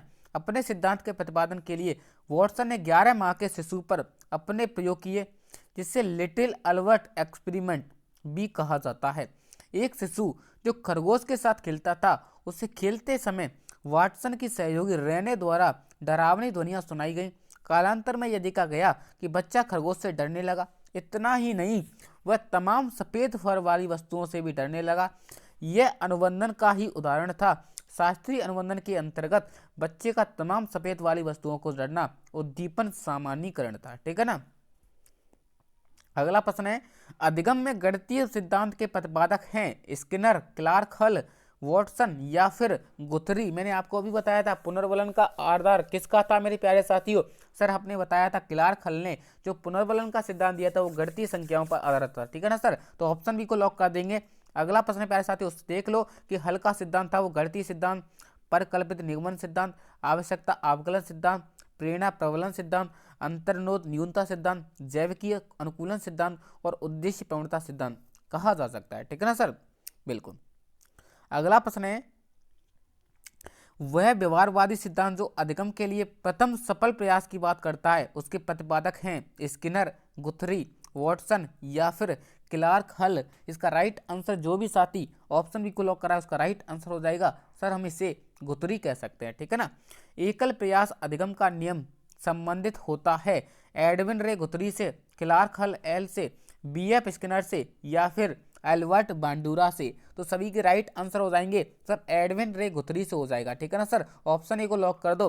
अगला प्रश्न है प्यारे साथियों, गेस्टाल्टवाद व कोहलर का प्रयोग, ठीक है ना, इंपॉर्टेंट रहने वाला है और आपके क्वेश्चन भी बनते हैं सबसे ज्यादा।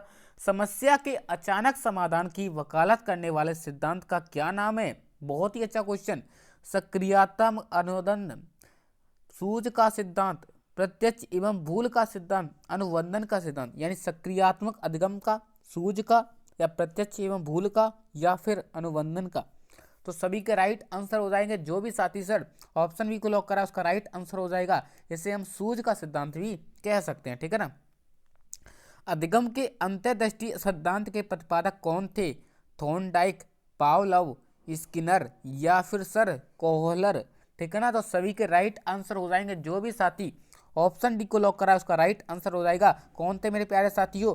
कोहलर हो जाएंगे, ठीक है ना। अगला प्रश्न है, वह सिद्धांत जिसमें किसी समस्या के तात्कालिक समाधान की प्रमुखता दी जाती है, सामीप्यता सिद्धांत, अनुबंधन सिद्धांत, सक्रिय अनुक्रिया सिद्धांत या फिर सूझ का सिद्धांत। तो सभी के राइट आंसर हो जाएंगे। जो भी साथी सर ऑप्शन डी को लॉक करा उसका राइट आंसर हो जाएगा। इसे हम क्या कह सकते हैं? सूझ का सिद्धांत कह सकते हैं, ठीक है ना। अगला प्रश्न प्यारे साथियों, गेस्टाल्ट स्कूल के संस्थापक थे वर्दीमर, कोहलर, कोपका या फिर लेविन। कितना इंपॉर्टेंट क्वेश्चन मेरे प्यारे साथियों। आपका रीट L2 2021 में पूछा गया और 2017 में पूछा गया और यही क्वेश्चन रिपीट होगा मेरे प्यारे साथियों। बिल्कुल बिल्कुल बिल्कुल सभी साथी बताएंगे। तो सभी के राइट आंसर आ गए सर। अगर आपसे गेस्टाल्टवाद सिद्धांत के संस्थापक पूछे तो कोहलर हो जाएंगे और गेस्टाल्ट स्कूल के पूछे मेरे प्यारे साथियों तो वर्दीमर हो जाएंगे। कौन हो जाएंगे? मैक्स वर्दीमर हो जाएंगे, ठीक है ना। याद रख लेना, इंपॉर्टेंट है। इसका राइट आंसर ऑप्शन ए हो जाएगा। अगला प्रश्न है, अंतर्दृष्टि द्वारा अधिगम के प्रवर्तक हैं कोहलर, बांडूरा, वाइगोस्की या फिर सर गैने। तो सर सभी के जवाब आ जाएंगे। बिल्कुल इसका राइट आंसर ऑप्शन ए कर दो। क्या हो जाएगा? कोहलर हो जाएगा, ठीक है ना। अगला प्रश्न है प्यारे साथियों, सीखने की प्रक्रिया एवं सूझ की दृष्टि से निम्नलिखित में से कौन सी विशेषता गेस्टाल्ट मनोवैज्ञानिक द्वारा निर्धारित नहीं की गई है? अधिगम की प्रकृति संज्ञानात्मक होती है, अधिगम प्रक्रिया यंत्रवत होती है, अधिगम की प्रकृति लगभग स्थायी होती है, सूझ के लिए समस्यात्मक परिस्थिति का होना आवश्यक होता है, ठीक है ना। तो सभी के राइट आंसर आ गए। क्या बात है, क्या बात है सर, सभी के राइट आंसर आ गए। जो भी साथी ऑप्शन बी को लॉक करा है उसका राइट आंसर हो जाएगा अधिगम प्रक्रिया यंत्रवत होती है। यही गलत हो जाएगा मेरे प्यारे साथियों। बिल्कुल इसका राइट आंसर ऑप्शन बी हो जाएगा। अगला प्रश्न है प्यारे साथियों, निम्न में से कौन सा जोड़ा गलत है? क्या बात है, सभी साथी बताएंगे। बहुत ही अच्छा क्वेश्चन। निम्नलिखित में से कौन सा जोड़ा गलत है? स्किनर का चूहा, पावलोव का कबूतर, थोर्नडाइक का बिल्ली या फिर कोहलर का चिंपांजी? सर ये हो जाएगा मेरे प्यारे साथियों। सर हमें बताया था पॉवलव का तो कुत्ता होता है सर, कबूतर कहाँ से आ गया? इसका राइट आंसर ऑप्शन भी हो जाएगा, बिल्कुल सर ऑप्शन भी हो जाएगा। अगला प्रश्न है प्यारे साथियों, सूझ अंतर्दृष्टि द्वारा अधिगम मनोविज्ञान के किस संप्रदाय की देन है? संज्ञानात्मक विचारधारा संप्रदाय की, व्यवहारवाद संप्रदाय की, गेस्टल्ट संप्रदाय की, या फिर प्रकार्यवाद संप्रदाय की? तो सभी के राइट आंसर आ गए। जो भी साथी ऑप्शन सी को लॉक करा है उसका राइट आंसर हो जाएगा। इसे गेस्टाल्ट संप्रदाय कहते हैं, ठीक है ना। अगला प्रश्न है प्यारे साथियों, अंतर्दृष्टि या सूझ द्वारा सीखना सिद्धांत किसने दिया था? ठीक है ना, कूट लेविन, कोहलर, बंडूरा या फिर गुथरी? तो सभी के राइट आंसर हो जाएंगे। जो भी साथी बिल्कुल बिल्कुल सभी के राइट आंसर हो जाएंगे मेरे प्यारे साथियों। अंतर्दृष्टि द्वारा सूझ द्वारा सीखना, बिल्कुल सर कोहलर हो जाएगा। इसका राइट आंसर क्या हो जाएगा? कोहलर हो जाएगा। जो भी साथी ऑप्शन बी को लॉक करा उसका राइट आंसर हो जाएगा, ठीक है ना।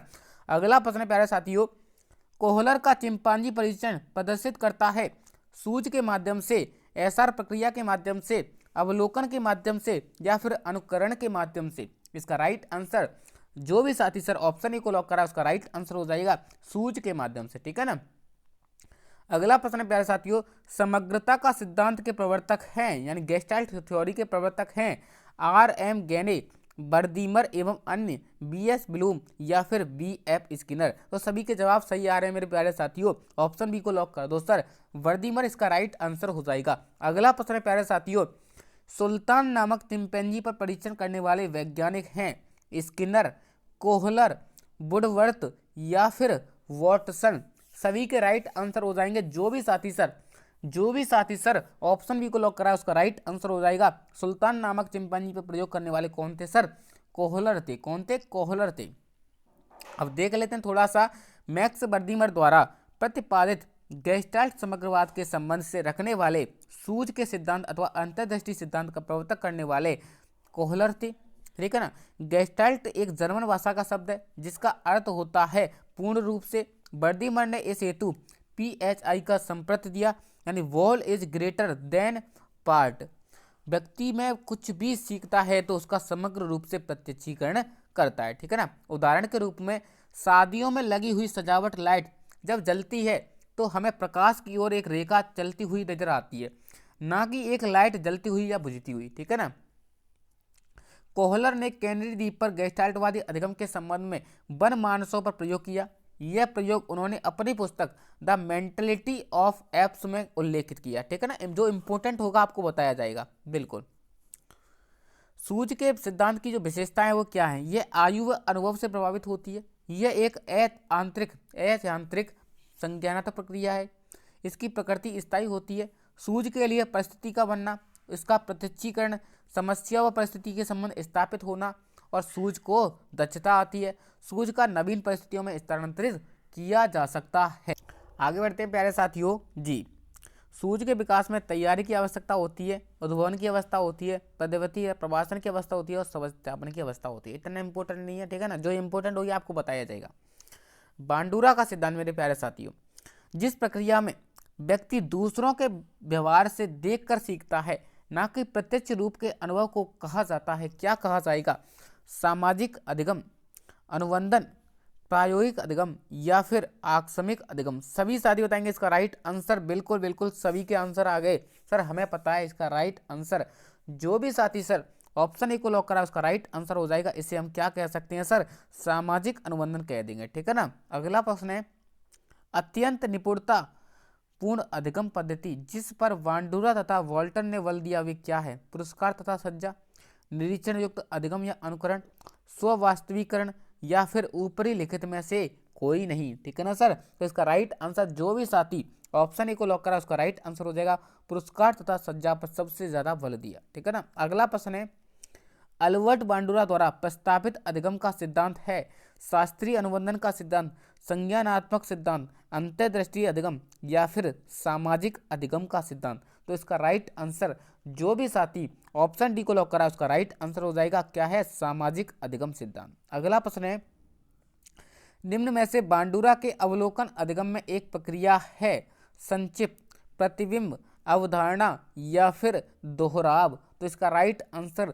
जो भी साथी सर ऑप्शन सी को लॉक कराए उसे राइट आंसर हो जाएगा। तो रिटेंशन है मेरे प्यारे साथियों, जिसे अवधारणा कहते हैं, वो इस पांडुरा का भाग हो जाएगा। ठीक है ना सर, ऑप्शन सी को लॉक कर दो। अगला प्रश्न है, अल्बर्ट बांडुरा द्वारा दिए गए अधिगम सिद्धांत को किस नाम से भी जाना जाता है? अंतर्दृष्टि अधिगम सिद्धांत, अवलोकनात्मक अधिगम सिद्धांत, चिन्ह अधिगम सिद्धांत या फिर मौखिक अधिगम सिद्धांत। तो सभी के राइट आंसर हो जाएंगे। जो भी साथी सर ऑप्शन बी को लॉक करा है उसका राइट आंसर हो जाएगा। इसे अवलोकनात्मक अधिगम भी कह सकते हैं। ठीक है ना। अगला प्रश्न है, निम्नलिखित में से कौन सा अल्बर्ट बांडुरा के सामाजिक अधिगम सिद्धांत का एक चरण नहीं होता है? व्यवहार को जानना तथा उसका प्रत्यक्षकरण करना, व्यवहार का स्मरण करना, स्मृति को क्रिया में बदलना, अनुकरणित व्यवहार का सामान्यीकरण करना। ठीक है ना सर। तो इसका राइट आंसर जो भी साथी ऑप्शन बी को लॉक करा है उसका राइट आंसर हो जाएगा। इसे व्यवहारवाद का स्मरण करना कहा जाता है। अगला प्रश्न है, निम्नलिखित में से कौन सी मुख्य प्रक्रिया बांडुरा के सामाजिक संज्ञानात्मक सिद्धांत से सम्मिलित नहीं है? आपके ऑप्शन है अनुभवात्मक, अवदानात्मक, धारणात्मक या फिर अभिप्रेरणात्मक। तो सभी के राइट आंसर हो जाएंगे। जो भी साथी ऑप्शन ए को लॉक करा है उसका राइट आंसर हो जाएगा। उसे क्या कहते हैं? अनुभवात्मक कहते हैं। ठीक है ना सर। अगला प्रश्न है, बांडुरा के अवलोकन अधिगम सिद्धांत के अनुसार बाह्य प्रेरक व प्रतिनियुक्ति प्रेरक निम्नलिखित में से कौन सी प्रक्रिया से संबंधित हैं? अवधान से, अवधारणा से, उत्पादन से या फिर अभिप्रेरणा से। तो सभी के राइट आंसर हो जाएंगे। सर ये किससे संबंधित है? अभिप्रेरणा से संबंधित है। ठीक है ना सर, ऑप्शन डी इसका राइट आंसर हो जाएगा। अगला प्रश्न है, निम्न में से कौन सा विकल्प साहचर्य अधिगम का उदाहरण नहीं है? क्रिया प्रसूत अनुकूलन, चिन्ह, निरीक्षण या प्रेक्षण अधिगम या फिर आदत। बिल्कुल सर, इसका राइट आंसर जो भी साथी सर ऑप्शन सी को लॉक करा है उसका राइट आंसर हो जाएगा। जो निरीक्षण या प्रेक्षण अधिगम है वो आपके साहचर्य अधिगम का उदाहरण नहीं है। ठीक है ना। हमारे सामने कई बार ऐसी परिस्थितियां आई हैं जहां हम दूसरों के व्यवहार से प्रेक्षण करते हैं, अनुक्रिया करते हैं। इस प्रकार के अधिगम को मॉडलिंग कहा जाता है और जिसे देखकर हम सीखते हैं उसे प्रतिमान निर्देशन यानी मॉडल कहा जाता है। इस सिद्धांत का प्रतिपादन अल्बर्ट बांडुरा ने किया जो सामाजिक अधिगम से संबंधित है। ठीक है ना। यहाँ सीखने का आधार प्रत्यक्ष अनुभव नहीं वरन समाज का अनुकरण होता है। ठीक है ना। बांडुरा का जो प्रयोग है बोवेडॉल पर प्रयोग किया। ठीक है ना। प्रेक्षणात्मक अधिगम के स्वरूप को समझने के लिए अल्बर्ट बांडुरा ने बच्चों के 3 समूह को 5 मिनट की अवधि के एक फिल्म दिखाई, जिसमें फिल्म में एक बच्चा कैमरे में प्रवेश करता है और कमरे में रखी गुड़िया को पीटने लगता है। पहले समूह को दिखाया गया। इस गतिविधि में आक्रामक व्यवहार को करने पर लड़के को पुरस्कृत किया गया। एक प्रौढ़ व्यक्ति ने उसको आक्रामक व्यवहार की प्रशंसा की। दूसरे समूह ने देखा इस व्यवहार इतना इंपॉर्टेंट नहीं है, आपने पढ़ा होगा ये चीज़ें। ठीक है ना। ये अभी पढ़ने की चीज़ नहीं है। ठीक है ना। अभी आपको रिवीजन करना है क्वेश्चन टाइप में। निम्नलिखित में से कौन सा उदाहरण बांडुरा के अवलोकन आधारित अधिगम का नहीं है? ठीक है ना।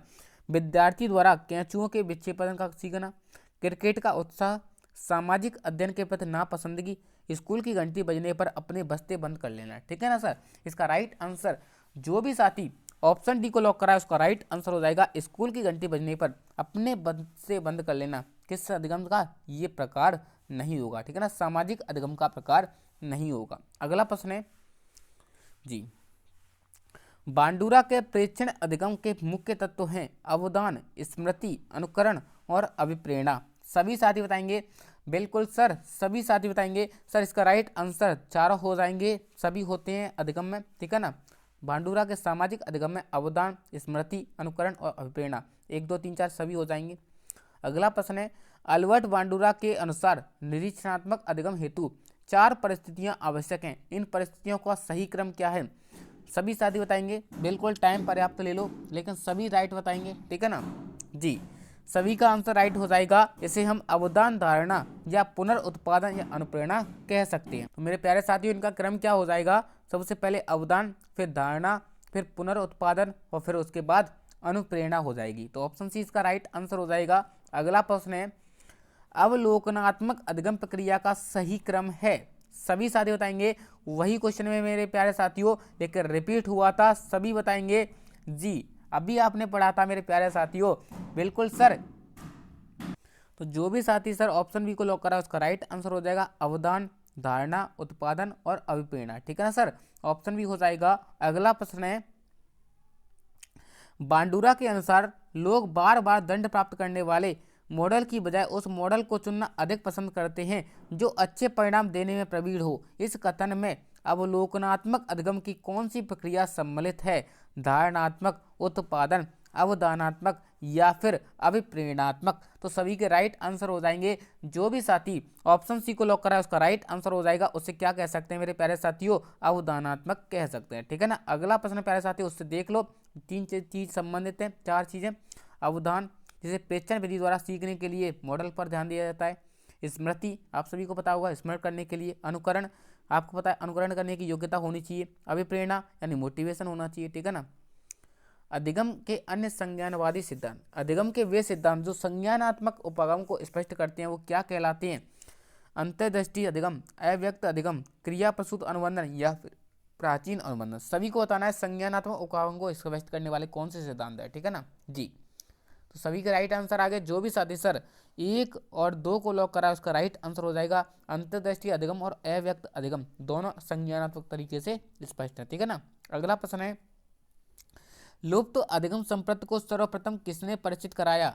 इवान पी पॉवलोव ने, बीएफ स्किनर ने, एडवर्ड टॉलमैन ने या फिर कूट लेविन ने? तो सभी के जवाब आ गए सर। इसका राइट आंसर जो भी साथी सर ऑप्शन सी को लॉक करा उसका राइट आंसर हो जाएगा एडवर्ड टॉलमैन ने किया था। ठीक है ना। इसका राइट आंसर टॉलमैन हो जाएगा। अगला प्रश्न है प्यारे साथियों जी, ये चीज़ें आपके अभी इस टाइम पर पढ़ने के लिए नहीं है। ठीक है ना। अभी रिवीजन करते चलो, जितने क्वेश्चन देख सके ना उतने ज़्यादा क्वेश्चन देखो। ब्रूनर के संज्ञानात्मक सिद्धांत संबंधित है विषय की संरचना, अन्वेषणात्मक अधिगम, विद्यार्थी स्व सक्रियता या फिर उपयुक्त सभी? तो इसका राइट आंसर जो भी साथी ऑप्शन डी बता रहे उसका राइट आंसर हो जाएगा। अगला प्रश्न है, निम्नलिखित में से कौन सा एसआर अधिगम सिद्धांत से संबंध नहीं है? थॉर्नडाइक, स्किनर, पावलोव या फिर ब्रूनर? तो इसका राइट आंसर जो भी साथी सर, जो भी साथी मेरे प्यारे साथियों ऑप्शन डी को लॉक करा उसका राइट आंसर हो जाएगा। तो प्यारे साथियों आज का सेशन यहीं पर समाप्त करते हैं। मैंने आपको इतने सारे प्रश्न करा दिए हैं कि आपका इनसे बाहर एक भी प्रश्न नहीं जाएगा। ठीक है ना सर। बिल्कुल जितने भी क्वेश्चन बनते हैं आपके अधिगम से और अधिगम के सिद्धांतों से वो सभी मैंने आपको करा दिए हैं। अगर आपको वीडियो थोड़ी सी भी हेल्पफुल लगती है तो एक प्यारा सा कमेंट करेंगे। और आप सभी को पता है हमने एक ई बुक बना रखी है, जो भी लेना चाहता है व्हाट्सएप पर मैसेज कर सकता है। तो थैंक यू।